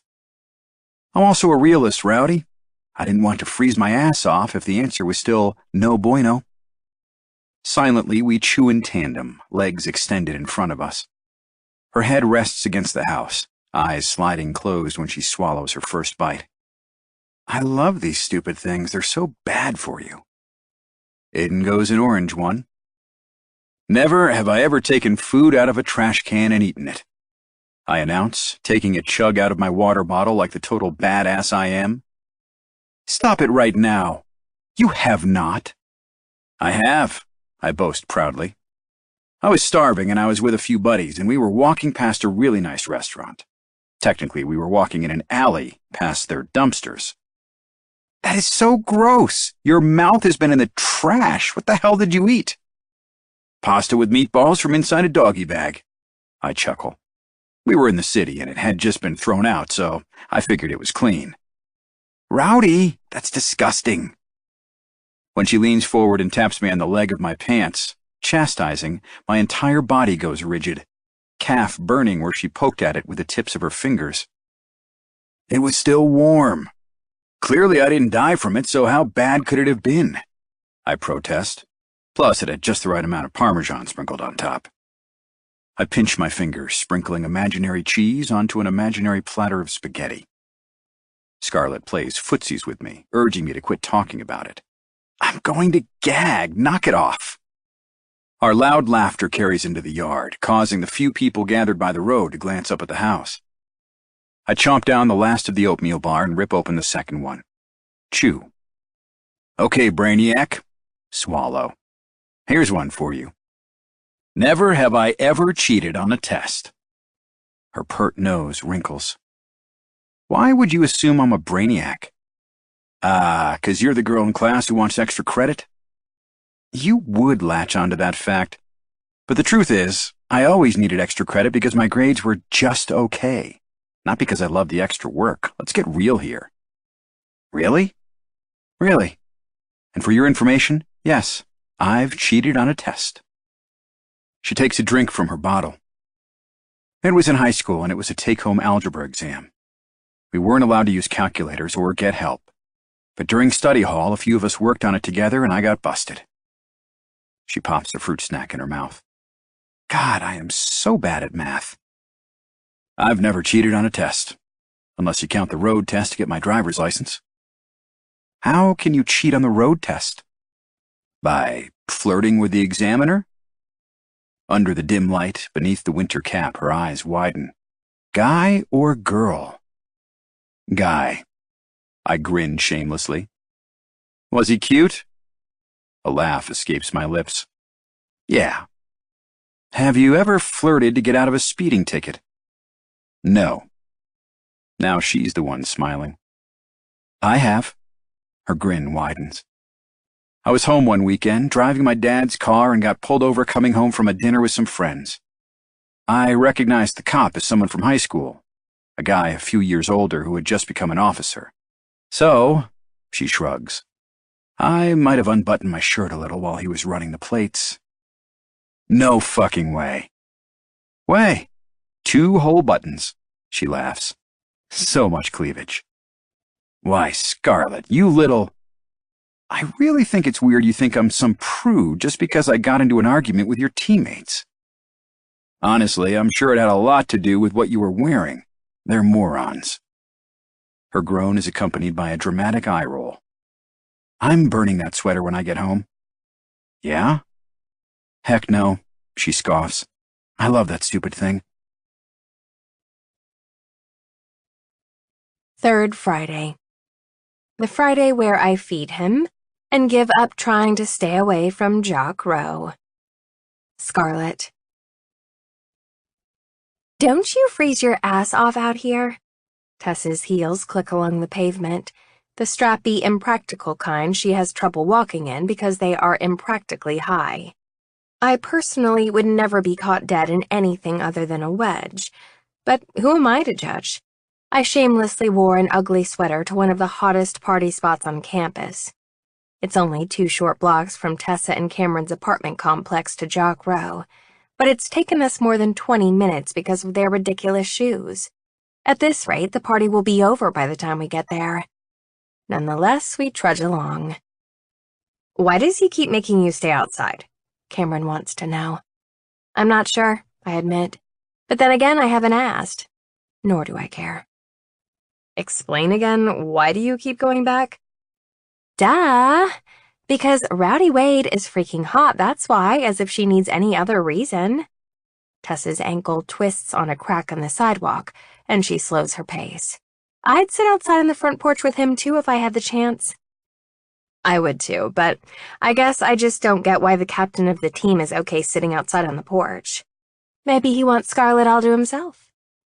Tessa's theory makes me blush. Face hot as Hades, cold air notwithstanding. I hear he's single, Tess adds. Like, super single. Has he hit on you? Cameron wants to know. I don't think so. Cameron stops in the middle of the sidewalk, grabbing my upper arm with her hot pink talons. Well, what would you do if he did? Maybe we should roleplay just in case. Fantastic idea, Cam, Tessa enthuses. Scarlett, pretend I'm Rowdy and I invite you back to my house. What do you say? I'd ask what we were going to do there. She makes a buzzing sound. Wrong! You never want to be the one doing the walk of shame. Make him do it. So I invite him to my place instead? Exactly. These two, I swear. What did the two of you do on the porch anyway?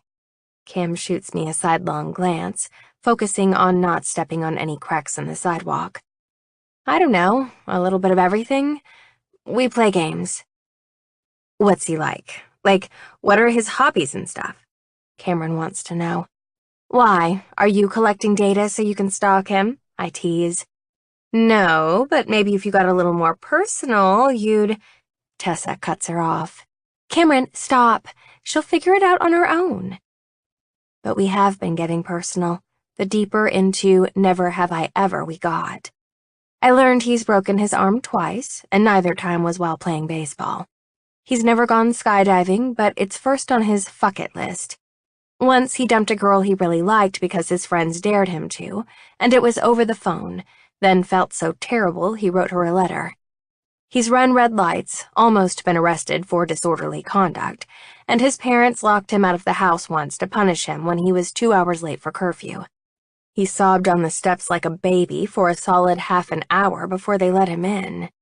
He was 17. So you have a crush on him, Cameron confirms. Yes. Yes. I keep coming back because it's entertaining. Is that so wrong? I think we're becoming friends? Is that weird? I hate sounding so insecure, but I haven't hung out with these two in an entire year, and I'm not about to go spilling all my well-guarded secrets, no matter how well they have me pegged. I make a mental note to spend more time with them during the week instead of just hitting parties on the weekends. Really get to know them again. I want to be a better friend, not just their third wheel. Friends to lovers? If I blush any deeper, I'll spontaneously combust and burn myself right out of this thick jacket. No, Tessa, not friends to lovers. Rowdy Wade is way out of my league. Cameron snorts. No, he's not. You're fucking adorable. Adorable. Great. I'm sure cute and adorable are exactly his type. Cameron says it with such conviction I believe her. I believe she actually thinks Rowdy Wade could like me. The butterflies in my stomach awaken as the baseball house comes into view. First, they roll, stretching. Then, on delicate wings of hope, they begin fluttering, dancing. Baby steps. Little by little, one at a time. And then suddenly, there he is. Rowdy watches as we approach, removing his hands from the pockets of his thick black jacket and placing them on the railing of the porch. He leans over, braced himself on his elbows, green eyes wrinkled at the corner, amused, watching us. Watching me. Damn him and his insane level of attractiveness, charisma, and charm. My knees protest, giving a tiny wobble when he smiles. Ladies, he greets us. Scarlet. Tessa and Cameron do their best to hoof it up the stairs in their heels, toward the beat of the music, loud noise, and the smell of flowing alcohol. Come here often. Rowdy teases when my first foot hits the bottom of the staircase leading up to the house. Har har. My feet gingerly take each step one by one until I reach the top. Tessa and Cam are understandably fascinated with our easy exchange. They hesitate by the front door, waiting for me, though their hungry eyes are locked on Rowdy. Aggravated by their obviousness, I wave them off, shooing them inside. You go on ahead. Give me a second. Make it a few hours. Rowdy coughs into his fist, masking his words like boys did in middle school, juvenile and immature. My friends hesitate. Are you sure you don't want us to wait with you? This is the first time they ask, and I'm unexpectedly heartened. No, you go ahead. Have fun. I'll text you if he won't let me in. All right, let us know this time, okay? It's so cold out here. Tessa chatters her teeth dramatically, cueing the need for them to hustle inside, both of their gorgeous blonde heads disappearing from sight with the slamming of a screen door. Rowdy and I stand wordlessly, listening to the noises from within at the same time my butterflies flap their pesky wings. I inhale an anxious breath, wondering what he's going to say when he finally speaks. Exhale, watching the small puff of steam float away. His mouth opens. 3 weeks in a row, eh? Rowdy clasps his hands. I can't decide which one of us is a bigger glutton for punishment, can you? It's definitely you, I laugh. We both know you could easily assign someone to babysit me. It doesn't have to be you. But I'm glad it is him. I wouldn't have shown up if I thought it was anyone else, and I certainly wouldn't have stayed. Not in this weather. I'm not a total sadist. I've looked forward to seeing him every Friday since we met. Rowdy is goofy and entertaining and witty, not to mention his handsome face and ridiculous body. It's no hardship being sequestered on the porch with him, and if he took me inside right now, I'd be indisputably disappointed. He's wearing a hat tonight, too, black knit in a style similar to mine, pulled down over his ears, and short, shorn hair. Rowdy is masculine, even with that winter hat on his head. He gives me a gentle bump with his shoulder when I reach the top of the porch. Where did you find that hat? I ask, setting my tote bag on the ground, same as I did last Friday, and same as I'll probably do next Friday. Bought it? When? He's still for a few heartbeats. Yesterday. We kind of match, I point out, poking the air with my mitten, tilting my head to study him. He shifts on his heels. I'm surprised you showed up again. You were like a puppy dog that keeps getting kicked but comes back for more. That is an appalling analogy. But accurate, he counters. Be honest, you're not one bit surprised to see me here. You bought a hat so you'd be warm too. My heart skips a few rhythms, hands go to my hips, sinking into my puffy coat. I wave my mitten around. You should know by now I can't resist a challenge. He leans against the house, a cocky lift to his lips. You consider me a challenge? No, I consider getting inside the house a challenge. Is that the only reason you keep coming back? It's cold and we're both breathing hard, our breaths mingling in gray swirls, shoulders knocking every few footsteps. What other reason would I have? I hold my breath, waiting for him to reply. When he doesn't, I make a little humming sound, aware that each beat of my traitorous heart is pounding in my chest, my throat. I'm not a mind reader, Scarlett. If there's another reason you come here every Friday night, you'll have to spell it out for me. We size each other up, like two gunslingers reaching for their six-shooters, neither willing to bend. I don't know what he wants me to say, and I refuse to be the first one to admit to whatever this is I'm feeling. It's way too soon. It's strangely silent then, the stereo momentarily cutting off inside the house. Voices die down. The indelicate sound of Rowdy's snarling stomach breaks the spell of our stare-down. Seriously, does this guy not eat enough during dinner? You know what I have for you? There are about 5 different ways I could answer that. He eyes my bag. But please tell me you brought food. If I was a peacock, I'd be fluffing my brilliant feathers about now with what I'm about to present to him. Not only did I bring food, I brought the good stuff. I unzip my tote, glancing up at him coyly. Any guesses? Spaghetti and meatballs? I glare at him. Are you trying to make me gag? I get delirious when I'm hungry. You already know this. When aren't you hungry? Never not hungry, but I'm not always hungry for food. Startled, my mouth falls open, and I gape at him like a fool. It's the first innuendo he's made toward me, and I hardly know what to do with it. Out of curiosity, I stammer, are you planning on waiting outside for me every Friday? Only until you can come inside that house. And when will that be? He shrugs. Don't know. I finger the plastic utensils inside my bag. What if I decide not to come? How long would you be willing to wait for me to show up? 5 minutes. Liar. Try again, or I'm not showing you what's in here. I don't know, Scarlett. 8 minutes. My brows rise doubtfully at how specific the time is, and he rolls those big, beautiful green eyes at me. Fine. I'd wait an hour. Pause. Maybe a little longer if I knew for sure you were going to show up. He'd wait an hour for me? That's an eternity in college guy years. Satisfied, I dig out 2 white cardboard containers of Chinese takeout, still piping hot, fresh from the joint down the road. I had it delivered right before leaving the house, the rice and chicken and noodles heating my hip on the walk over. If Tessa or Cameron noticed the smell, neither of them mentioned it. Rowdy's eyes damn near bug out of his skull, he's so excited. You have got to be shitting me. Are you serious? Scarlett, you're fucking awesome. I blush beneath my winter jacket, smiling inside the collar, yet I hold the carton of Asian noodles hostage out of his reach. You can have this when you tell me how you knew I'd be here tonight. He's desperate, so he folds like a house of cards in a soft breeze. I sat next to the window like a damn dog waiting for its owner to come home. Now gimme. I removed my mittens before digging in my bag of tricks, so our fingers touch when I hand him the food, eyes locking before I pull away, brushing away an invisible lock of hair against my cheek. Staring out the window like a goddamn puppy.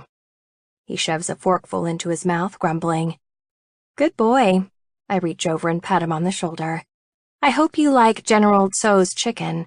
I wasn't sure, so I just brought 2 of my favorites. I'd eat anything, including the ass out of a dead skunk. This is perfection. This whole night is perfection, and if it was something other than what it is, tonight would have been the perfect date. We eat in silence as I mull over what the ass of a dead skunk might taste like, and where the hell he comes up with his analogies, and how he had the balls to eat meatballs out of a dumpster. Oh, shit, he laments. I'm the worst host. Rowdy stands, dragging the cooler closer to the stairs, patting the top with the palm of his hand, cajoling. Here, have a seat. I plop down, container in my lap, steam rising into the night air, forking the noodles into my mouth. What's that you're eating? He's staring rudely into my container, making love to it with his wanton gaze. Shrimp lo mein. Rowdy licks his lips, interested. Would it be uncouth of me to suggest a trade? Uncouth? Honestly, what guy talks like that? You want to trade? Now? Not right now. You eat half of yours, and I'll eat half of mine, and then we'll switch. You're not afraid of germs? One thick brow goes up, along with the right side of his pouty lips. Remember that story about how I ate meatballs out of a dumpster? The visual will linger in my mind forever. I'm clean, promise. Two of his fingers get lifted in the air. STD and drug-free, tested monthly. My God, I laugh, choking. Wave my hands around for air, dying dramatically. Water! Water! Watch your back, I might let you choke. I'm not hungry. I shoot him a glare, still coughing.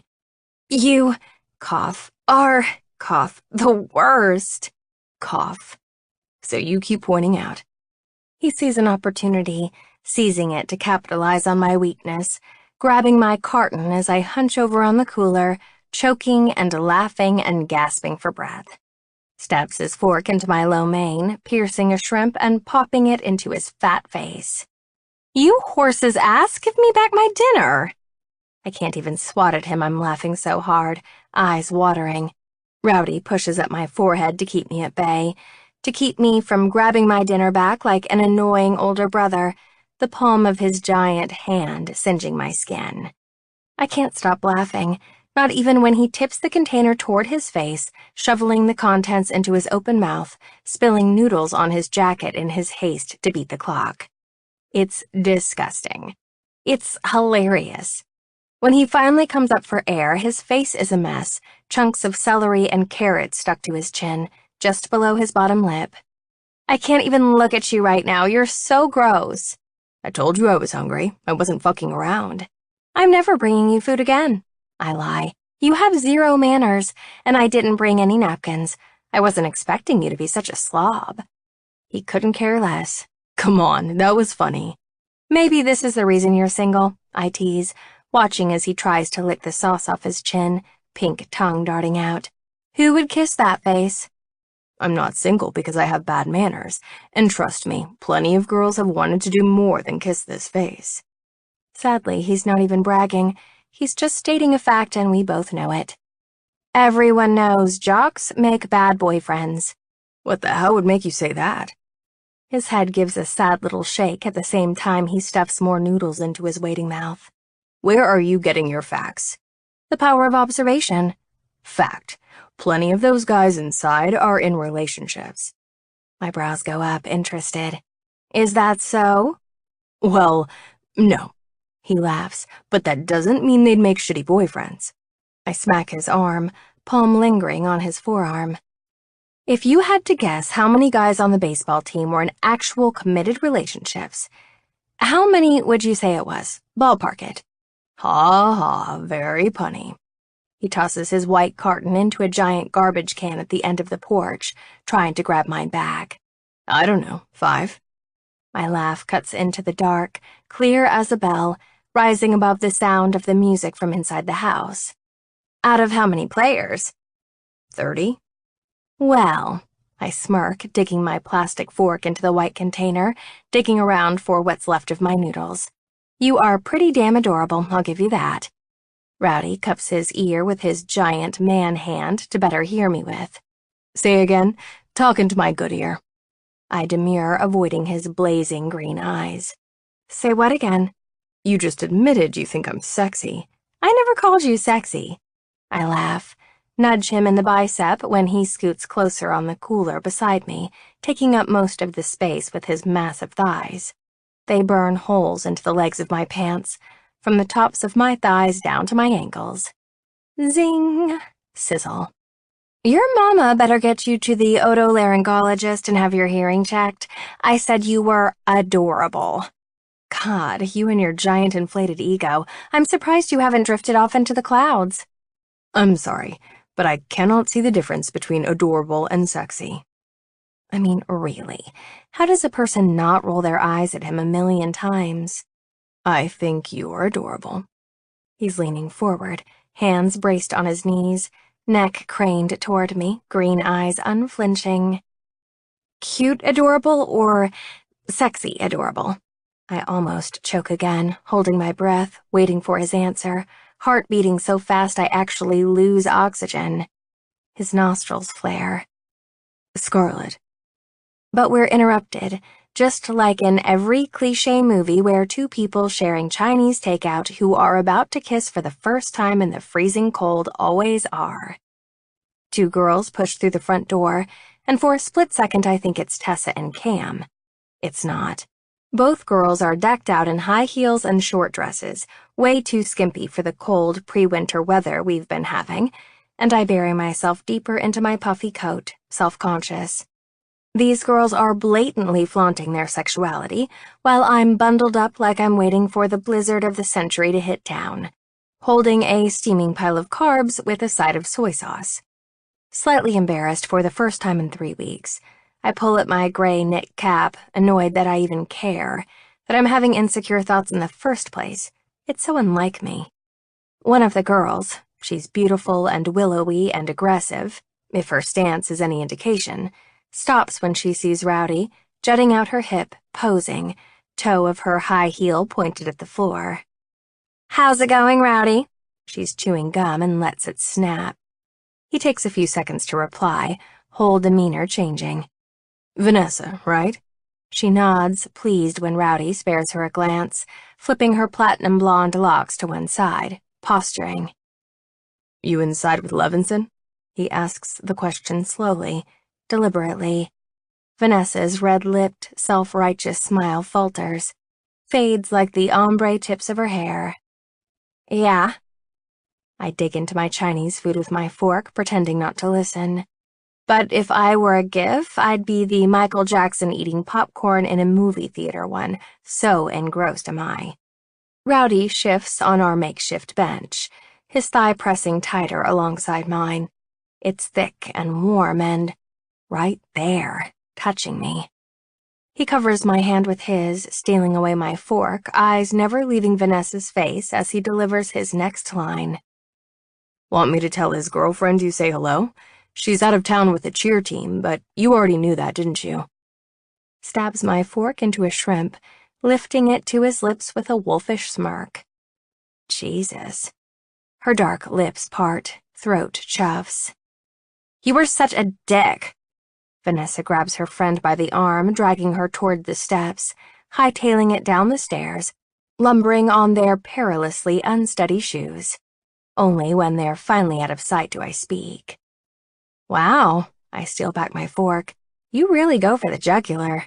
He shrugs, brushes his jacket against mine, the two fabrics scratching together. The dude Vanessa is fooling around with has a fucking girlfriend. I can't stand girls like that. She pisses me off. He's the one cheating. The glare he gives me is sharp. Right, but she knows his girlfriend personally and just keeps on fucking him. That's what pisses me off. No loyalty. I jab a shrimp into my mouth, chewing as he continues, venting. I really fucking like Holly. I just wish she'd wise up and dump Levinson's useless ass. Why doesn't she? He pauses, leveling me with a blank stare. Seriously, Scarlet? Why do you think? Why is he staring at me like that? What did I say? I ask in a small voice. Levinson is going to the major leagues. Holly is never going to dump him. He's her golden ticket to WAG status. Everyone knows it. I feel my mouth turn downward into a frown. I don't know what that means. You don't know what a WAG is? God, you're so naively sweet. He pinches a thumb over his shoulder toward the two girls who just walked off. Why do you think that girl Vanessa is all over Levinson's jockstrap? He's not even that fucking great. Gold digger. What do you think your friends keep coming back for week after week? Gold diggers. Some of them are lucky enough to get themselves knocked up, meal ticket for life in the form of child support payments. Girls get pregnant on purpose? I sound appalled because I genuinely am. Haven't you ever heard the stories about girls poking holes into condoms? No? Yeah, well. More food gets shoveled into his mouth from my container. He chews, I chew.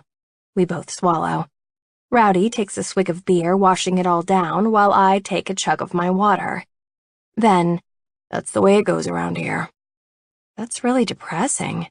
I pause, trying to catch a glimpse of his profile. Doesn't it get old? "Real fast." He stabs his fork into the rice. "Why do you think I moved out of this house?" You don't live here? "Nope." Why did I think you did? Rowdy stands, walking to the edge of the porch, peering off into the yard, though it's hard to make out anything past the street. He speaks with his back to me, hands braced on the banister rail.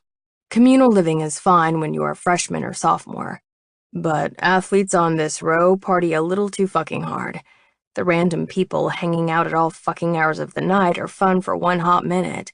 The noise and, well, all the bullshit that comes along with living here, not fun. Not anymore." He turns, raking his gaze over me, scanning me from head to toe, from the ankles of my brown boots to the long tips of my glossy hair, half hidden under my gray winter hat. "What about you?" He wants to know. I don't live here either. It takes him a few moments to get my joke, but when he does, his head tips back and he laughs, his chiseled jaw an Adam's apple, absolute male perfection. "You're a real wise ass."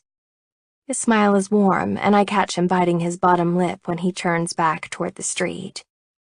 Loud laughter is amplified when the door to the house flies open again, the music spilling into our perfect moment like toxic waste, along with a small group of co-eds. The inebriated group stumbles to the stairs, hanging on to each other, raucous laughter, barely making it to the bottom without breaking their necks, barely making it to the sidewalk still standing. I'm half expecting some of them to begin crawling. Rowdy frowns under the dim porch lights, his eyes trailing their movements, watching them warily. "This is the shit I'm talking about." I can barely hear him. Don't you guys get busted having parties all the time? I ask his back. "Sometimes." His broad shoulders move up and down. "But mostly no." How? I mean, the music is so loud. "Who's going to call the cops on us, Scarlett? The rugby house next door? The football players across the street?" He leans toward me, reaching with his long limbs, stretching until he reaches me, pilfering my bottle of water, chugs it. I watch, riveted, as the corded muscles of his tan throat work the water down, only glancing away when he swallows, crushes the plastic bottle between his two hands. "The other teams party like this when it's their off-season, too." Makes sense. Who wouldn't? You guys work hard. My eyes hit the house across the street. Its dim lights shining through the windows, but otherwise little activity. "That house across the street you're staring at?" He asks. 10 football players live there. 10? How can that possibly be? The place is tiny. I continue to study the pitch-black house.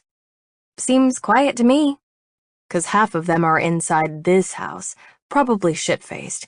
We're going to have to physically take some of them home later. The other half are obeying their curfew." What about you? "What about me?" What kind of player are you? A rule breaker, or do you "Play by the rules?" Pause. "You'll be surprised to learn, Scarlett." I smile, relishing the sound of my name on his lips. "That as team captain, it's my obligation to set a good example for the rest of my team, especially for the incoming freshmen and walk-on players." Sounds noble. "It's not all shits and gigs. Their responsibility blows."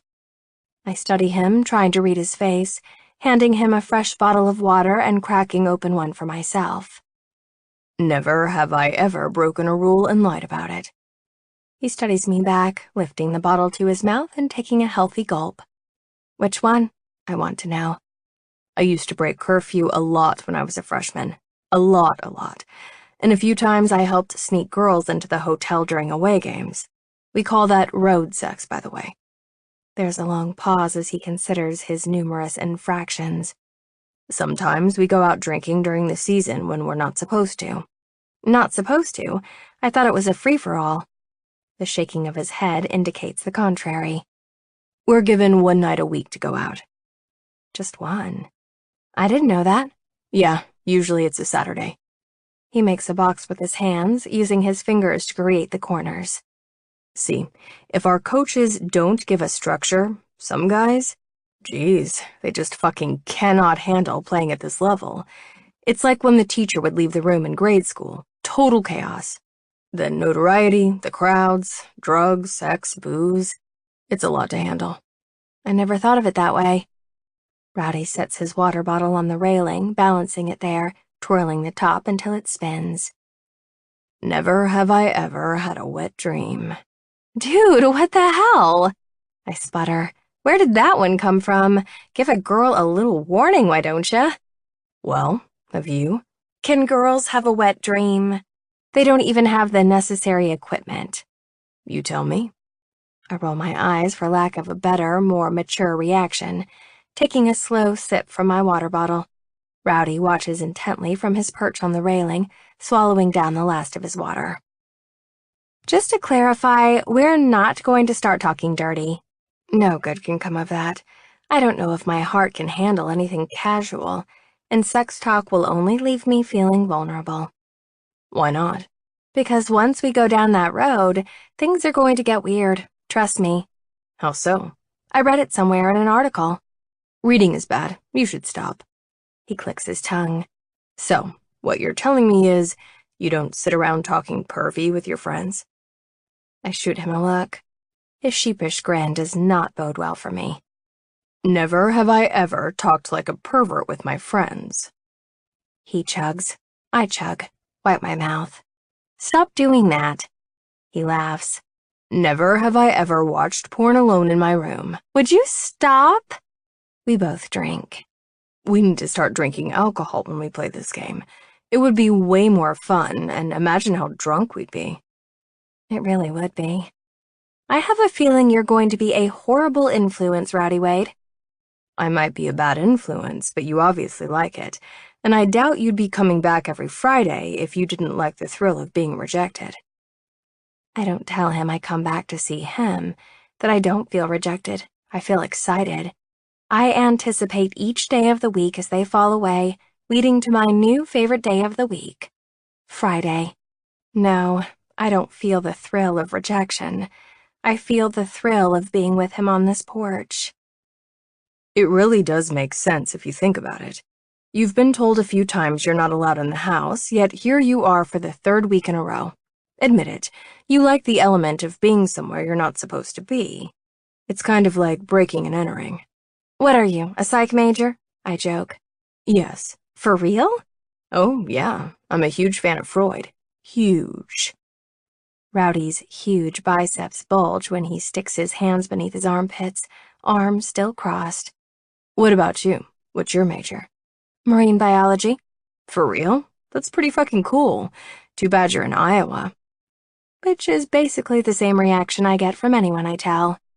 I realize that, Rowdy. It would be great if I was near an ocean, but I didn't get accepted anywhere on a coastline, not even close. Of course, I don't tell this to Rowdy.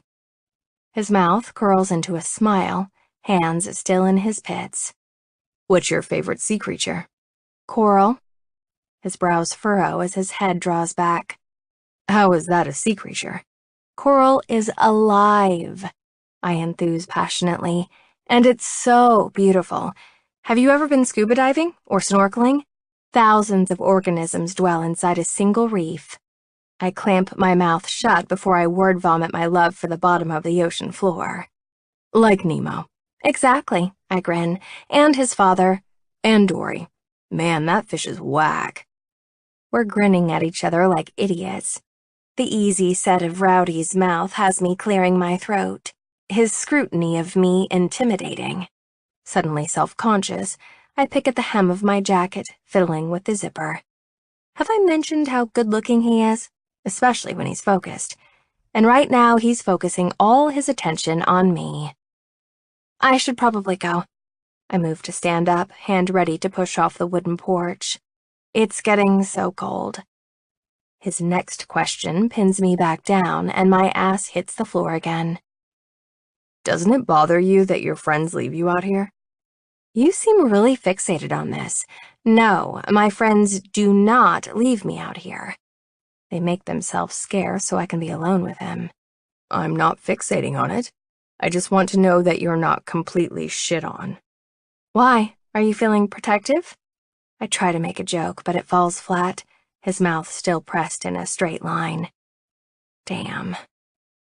I think, I search for the right words, I'm not going to fault them for loving parties, just like they don't fault me for wearing puffy coats to those parties. He can't tell if I'm being serious or a smartass. Remind me where you met them? The dorms. I pick at a loose strand of yarn on my mittens. My best friends from home are at other schools. You know how that is. I don't get to see them unless it's a holiday or whatever.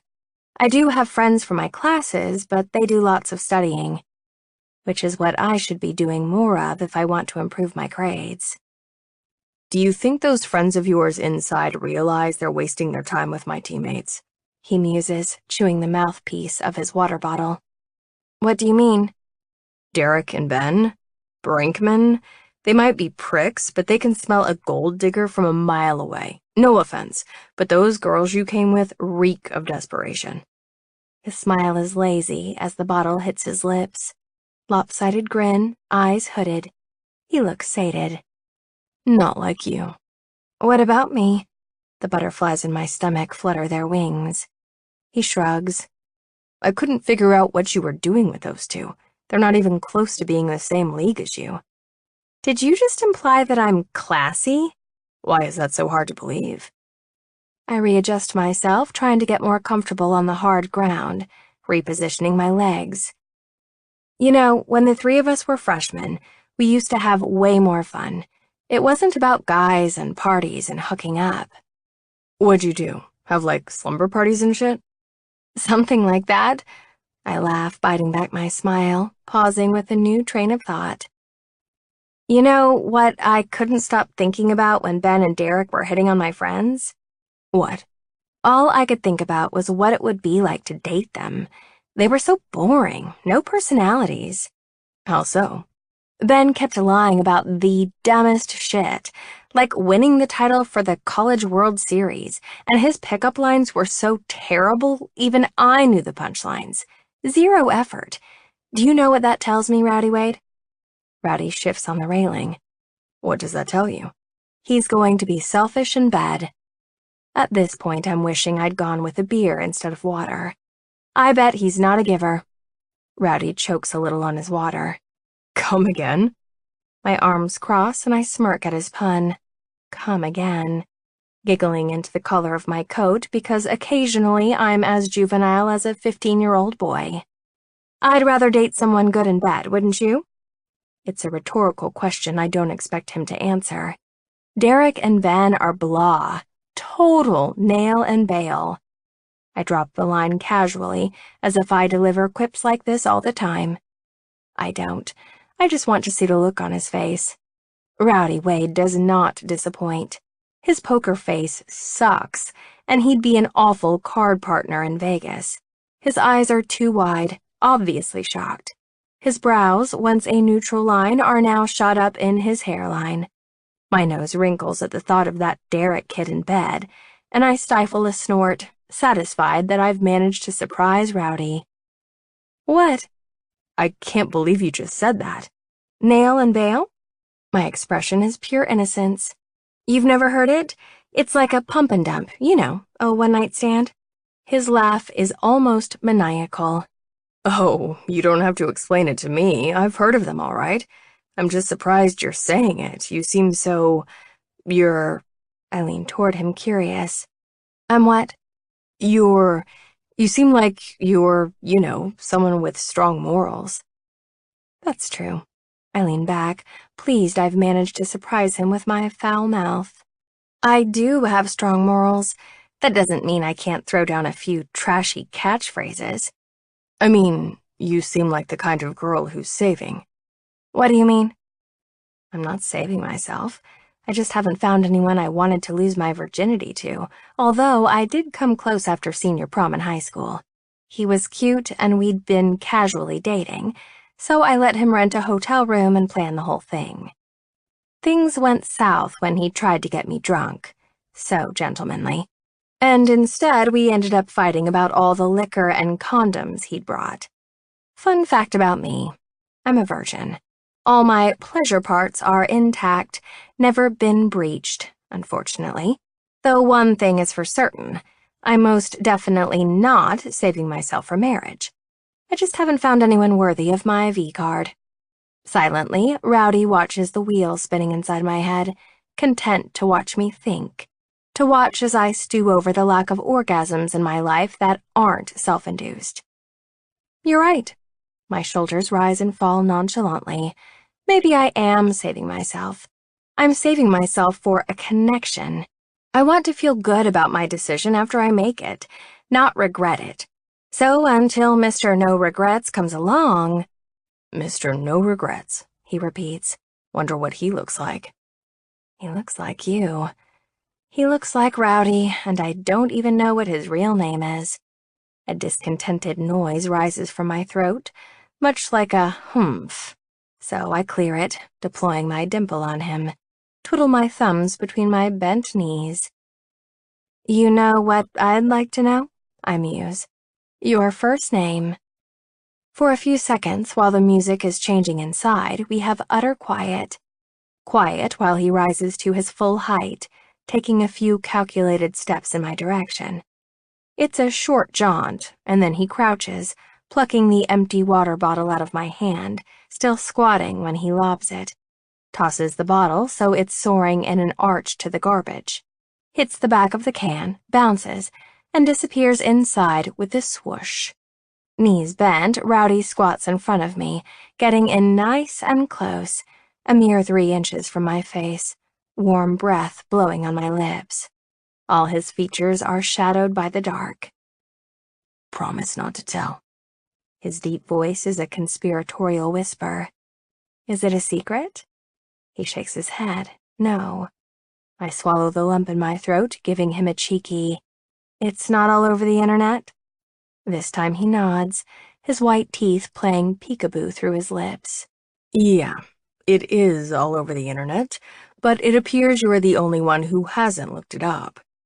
I'm looking for it now. I can see that.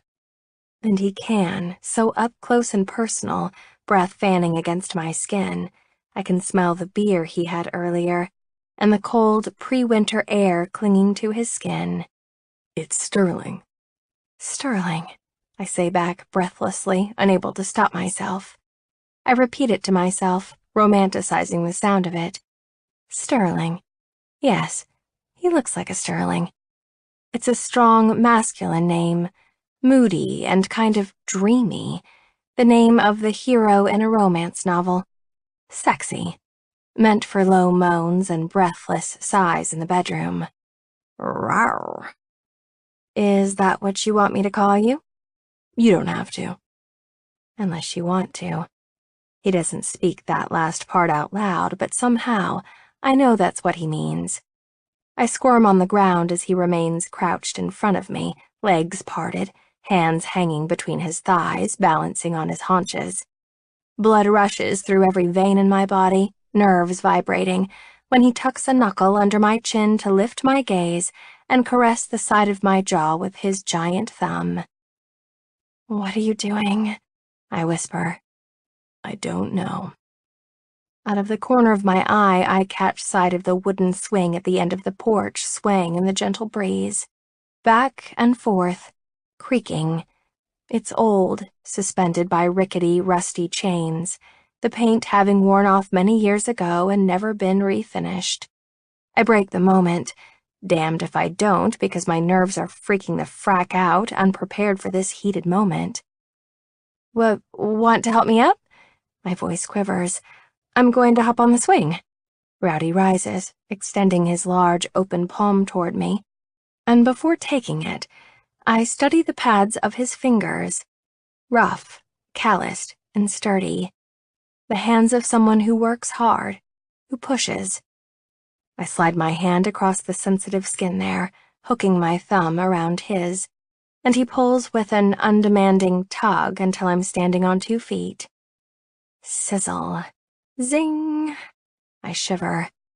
Thanks. He silently stares down at our clasped palms, squeezes my petite palm in his mammoth one, and I note the contrast in our skin. Dark and light, rough and soft. Then he pulls me to the swing.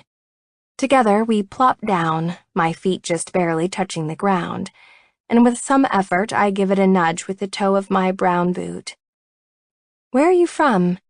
I'm insatiably curious about him. Florida. Florida? I almost shout.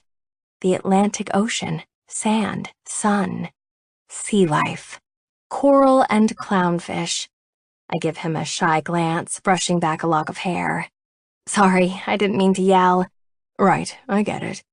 He laces our fingers together and I want to die. You and your ocean fixation. If you said you grew up at Dodger Stadium, I'd have yelled too. Cute. I bite back a smile, teeth tugging on my bottom lip, watching as my feet hit the floorboards, giving the swing yet another boost. What about you? Where are you from? He asks in kind, shooting me a sidelong glance, examining my profile. I can feel him skimming the side of my face, so I force my eyes straight ahead, cheeks burning.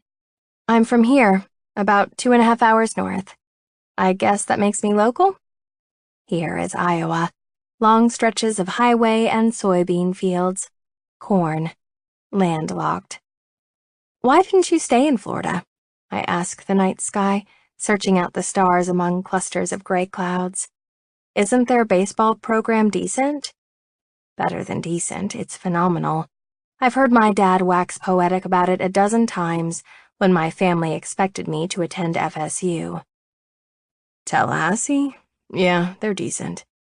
He's being modest. The university is top 5 for baseball in the nation. But they didn't offer me enough to play there. What part of Florida are you from? Tallahassee. He chuckles ruefully. It's throaty and deep. So deep and sensual. I'm grateful for the shadows shielding the heat creeping up my cheeks, and the noises from inside the house drowning out the sound of my beating heart. You wanted to get the hell out of there, huh? Basically. Growing up in a college town and staying in that college town, they couldn't have offered me enough to stay, in all honesty. My mom would have been dropping in every damn weekend to bring me care packages and shit. I know, but...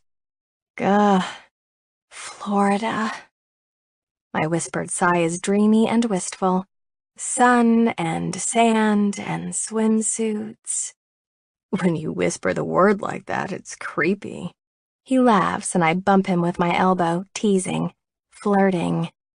You've got coral and dolphins and weird shit on the brain. Guilty. I have him on the brain, too.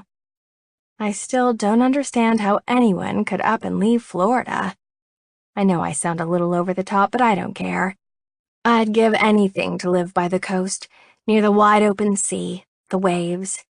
Because it's hot and crowded, and everywhere you go it's filled with annoying tourists or snowbirds in town for the winter. He nudges the swing forward when it slows. That cannot be the reason you aren't going there. I know I'm repeating myself, but who in their right mind passes up a scholarship to FSU? An insane person, that's who. I didn't get accepted anywhere interesting, just Iowa, Iowa State, a school in Wisconsin, and one stuck between Minnesota and North Dakota.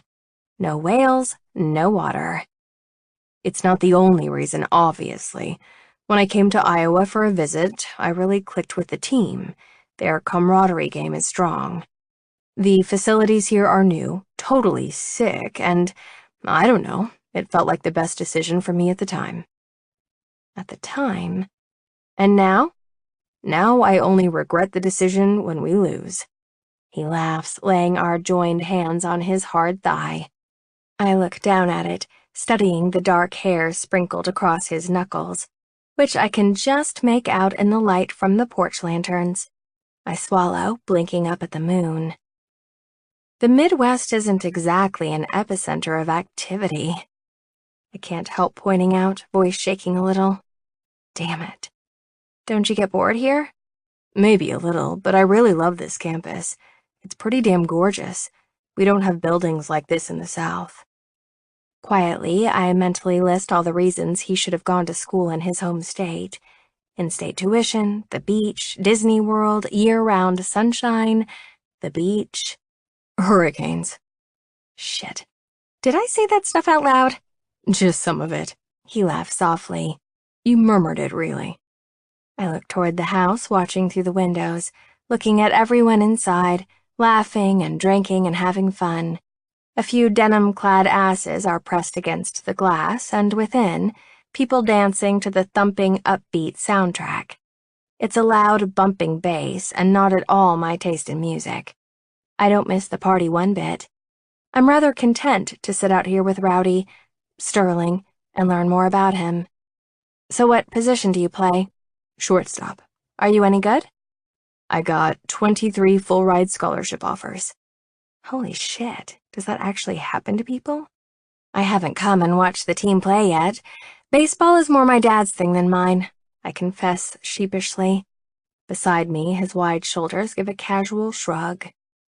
Usually girls come to the games for one of two reasons. He stabs at his forefinger. 1, they're huge fans of the game. He stabs at his thumb. Or 2, they're huge fans of the players. I've always wondered what it would be like playing in front of huge crowds like that. Does it ever make you nervous? It used to, back when I was freshman, but not anymore. What's your favorite part of the game? Winning. His husky voice informs me, unapologetic. That was always my favorite part, too. Do you play baseball? I did, softball through high school. Honestly, it's not really my passion, but I play here, too, in an intramural league. It's something I do. Like I said, my father is obsessed with the game, and when I was little, he signed me up for every recreational team our town had. Coached a few of them, too. No fucking way. What position? Third base, usually, depending on who shows up. Are you any good? Let me put it this way. I was offered 0 full-ride scholarships. Rowdy's laugh is loud, punctuating the crisp night air like an exclamation point, his feet pumping the swing below our asses, making the chains creak. When does your season start? After the winter break, we start practicing, then we have a few preseason games. January. Are you really a psych major? You weren't kidding? Lord, where are all these questions coming from? Yes, I'm really a psych major. If I don't play baseball professionally, I'll get my master's and doctorate. Rowdy dips his head almost timidly, inspecting the ground as the swing rocks back and forth. Maybe you should let me evaluate you for science. I don't know how he does it, but Rowdy twists his impressive form toward me, curling a leg under himself, unclasping our hands and draping an arm lazily on the back of the swing. Drums his fingers on the wood, green gaze learning all the lines in my face. This is why I keep coming back. This moment right here. The intense way he's watching me right now, like I'm pretty and interesting, even in these ridiculous clothes. The way his deep voice vibrates in my chest and awakens those damn butterflies every time he speaks. His easy laugh, his disarming smile, and the delicious way he smells, like aftershave in the shower and fresh air. God, he's fascinating. Good-looking and funny, and he makes my heart not just pound, but palpitate. Virile and strong, I spent the better part of last evening watching baseball videos of him online for 2 solid hours. 2! Videos of his hand dipping to retrieve a ball for drills infield before a game. Video after video of him gripping a ball with 3 fingers before lobbing it to the pitcher. I watched him study the field under the brim of his dusty black cap, hair sticking up under the brim.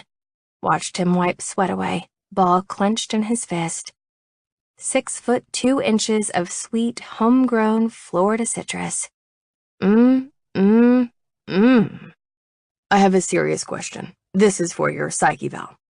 I nod, fiddling with my mittens, stomach doing a slow roll. Okay. If you suddenly found out your internal monologue from the last hour was made audible, how screwed would you be? So freaking screwed. On a scale of 1 to 10? Sure, he draws out, relaxing his chin in the palm of his hand, the one he has perched against the seat back of the swing. Maybe, 12. I don't know, 5? I hold his stare unblinking, unflinching, his eyes narrow. Are you lying? I force my mouth into a straight line. It betrays me. No. Yes, you are. His grin is as lazy as his posture. I guess you'll never know, will you? He rolls his eyes at me with a grin, and it's positively endearing. When's the last time you had an indecent thought? 3 minutes ago. I can't remember. Rowdy shakes his head because he knows I'm full of shit. I smile, big and toothy and fake. What about you? Guess you'll never know, will you? He deadpans, parroting me. Damn it. Just tell me, please. I bat my lashes, hoping it looks pretty and not like I have a bug caught in my eye. Last indecent thought. He rubs the scruff on his chin. About half an hour ago. What were we doing 30 minutes ago? When we were eating? Yes, Scarlet. You're so unbelievably sexy when you inhale noodles. Rowdy's lips pucker and he sharply inhales, impersonating my noodle suckage, the sound it makes, and the sour look on my face when I eat them. I cock my head, tapping my chin with the tip of my forefinger. Why, Rowdy Wade, I was going to say the same thing about the way you eat chicken. Nom nom nom. I smack my lips like Cookie Monster, then tip my head back, pantomiming the way he dumped the carton into his mouth. You're so goddamn cute right now. He laughs. I was just going to say the same thing about you. I cast my eyes downward, kicking at the ground, afraid to give myself away. You're just saying that because you like food. His hesitation is long. Sure I am. I lift my head. Was that you flirting with me? Do you think I'm flirting with you? Would you stop doing that, answering questions with questions? This Sigmund Freud routine is getting stale. Although it does make me wonder. Are you trying to reverse psychology me into flirting with you? No, but dang, why haven't I thought of that? I'm going to keep that idea in my back pocket. You do that. Slip it right into that back pocket of yours. A few people drift out of the house, screen door banging against the frame with a clatter. I slip my cell out of my coat, waking it to check the time. Nearly midnight. Holy crap. I stop swinging, stretch. I really should get going. Yeah, I should too. Rowdy rises with me, stuffing those big paws into the deep pockets of his jacket. It was really fucking cool that you brought food tonight. I appreciate it. No problem. You need a ride or… No, I'm good. It's not far. I pull at my knit hat, securing it over my ears. You should probably, make sure everything is copacetic inside. All right, then. Both of us are hedging, shuffling our feet. Night, Scarlet. He hesitates. See you next week. I bury my chin inside my coat, bury the fact that I'm grinning. We'll see. We both know I'll be here. Fourth Friday. The Friday where I put moist things in my mouth. Rowdy. The first female voice drifts down the street at a high volume, and I lean farther over the railing to listen better. Did it occur to you that maybe he's not her type? Why are you nagging at her? Read my lips. You are insane. That boy is everyone's type. Not her type? Are you being serious right now? Rowdy Wade is so fucking hot. That voice is definitely not Scarlett's. If he paid me even the slightest bit of attention, I'd get pregnant just by looking at him. I can't believe you haven't slept with him.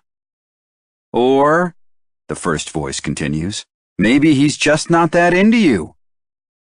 God, I love that movie. Yet another voice cuts in, this one distinctively Scarlett's. I bet I've seen it 70 times.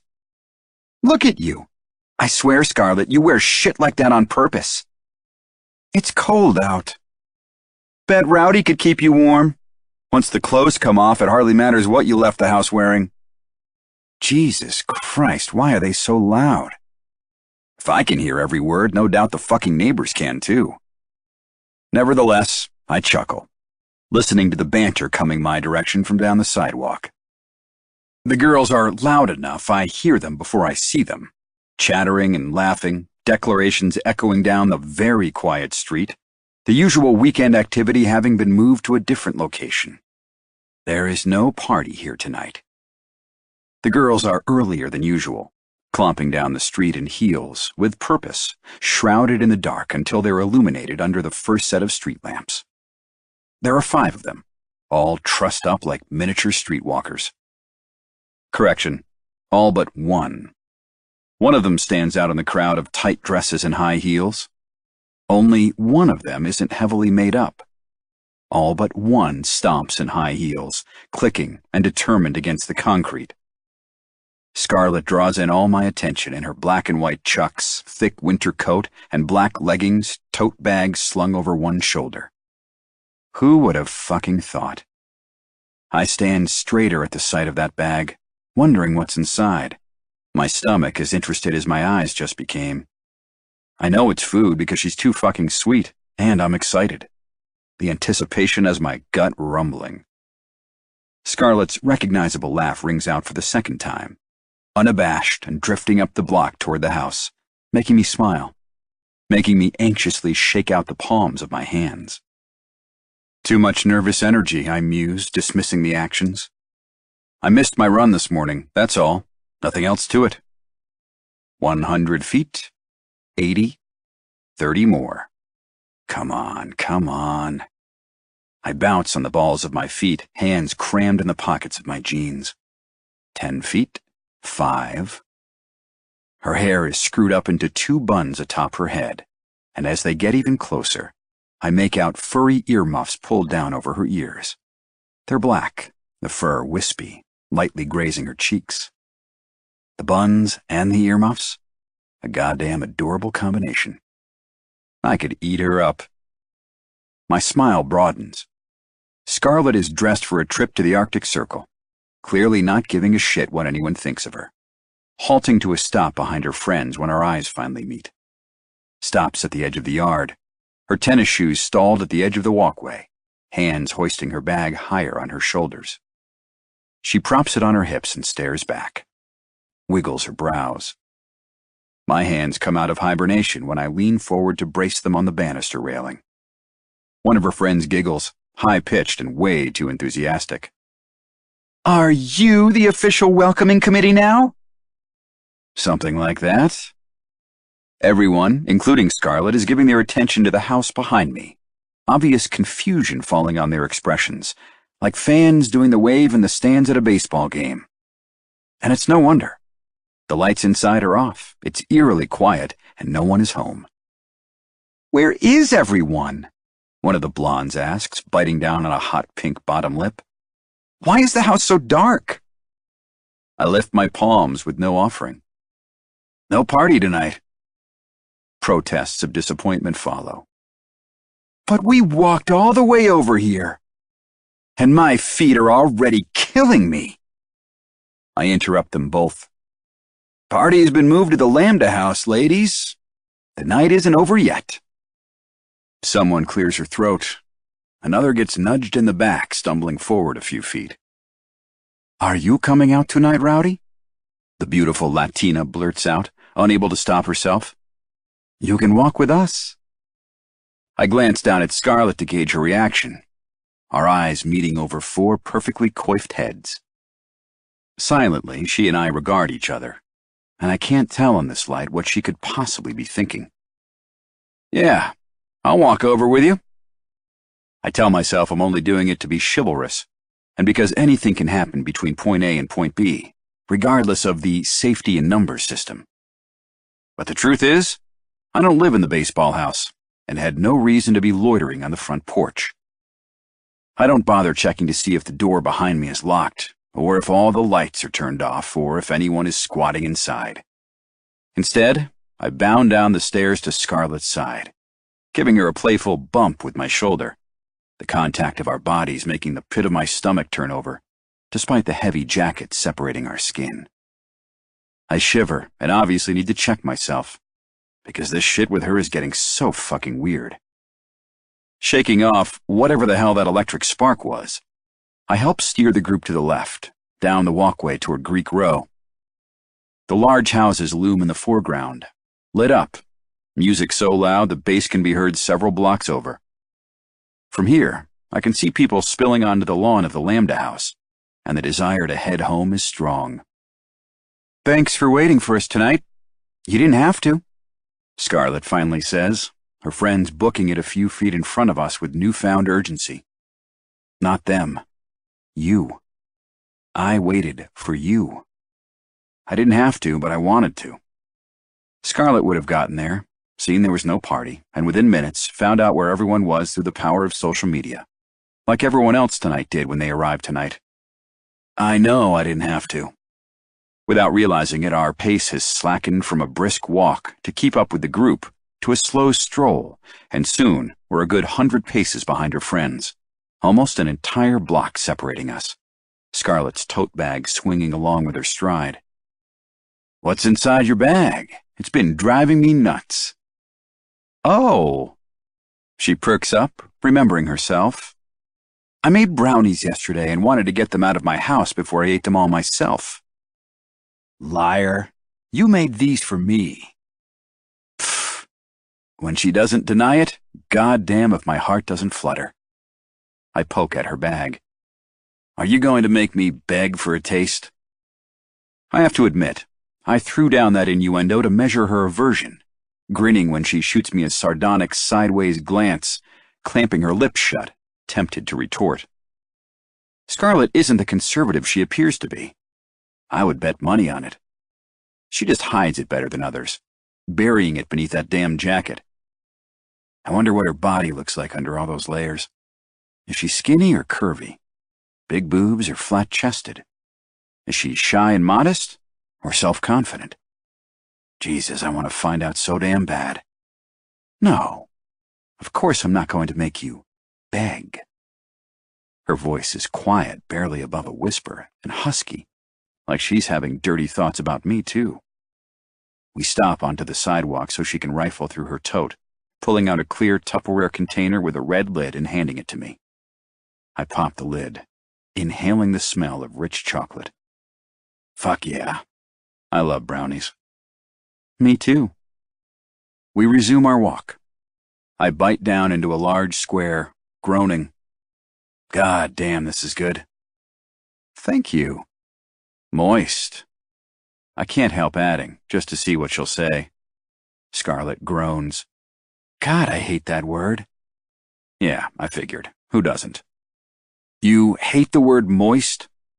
Stop saying it, she says on a laugh, the dimple in her cheek winking at me. I would if these brownies weren't so moist. Her laughter is low as we resume walking, side by side in the dark. You want a bite? Her teeth rake her bottom lip indecisively. I probably shouldn't.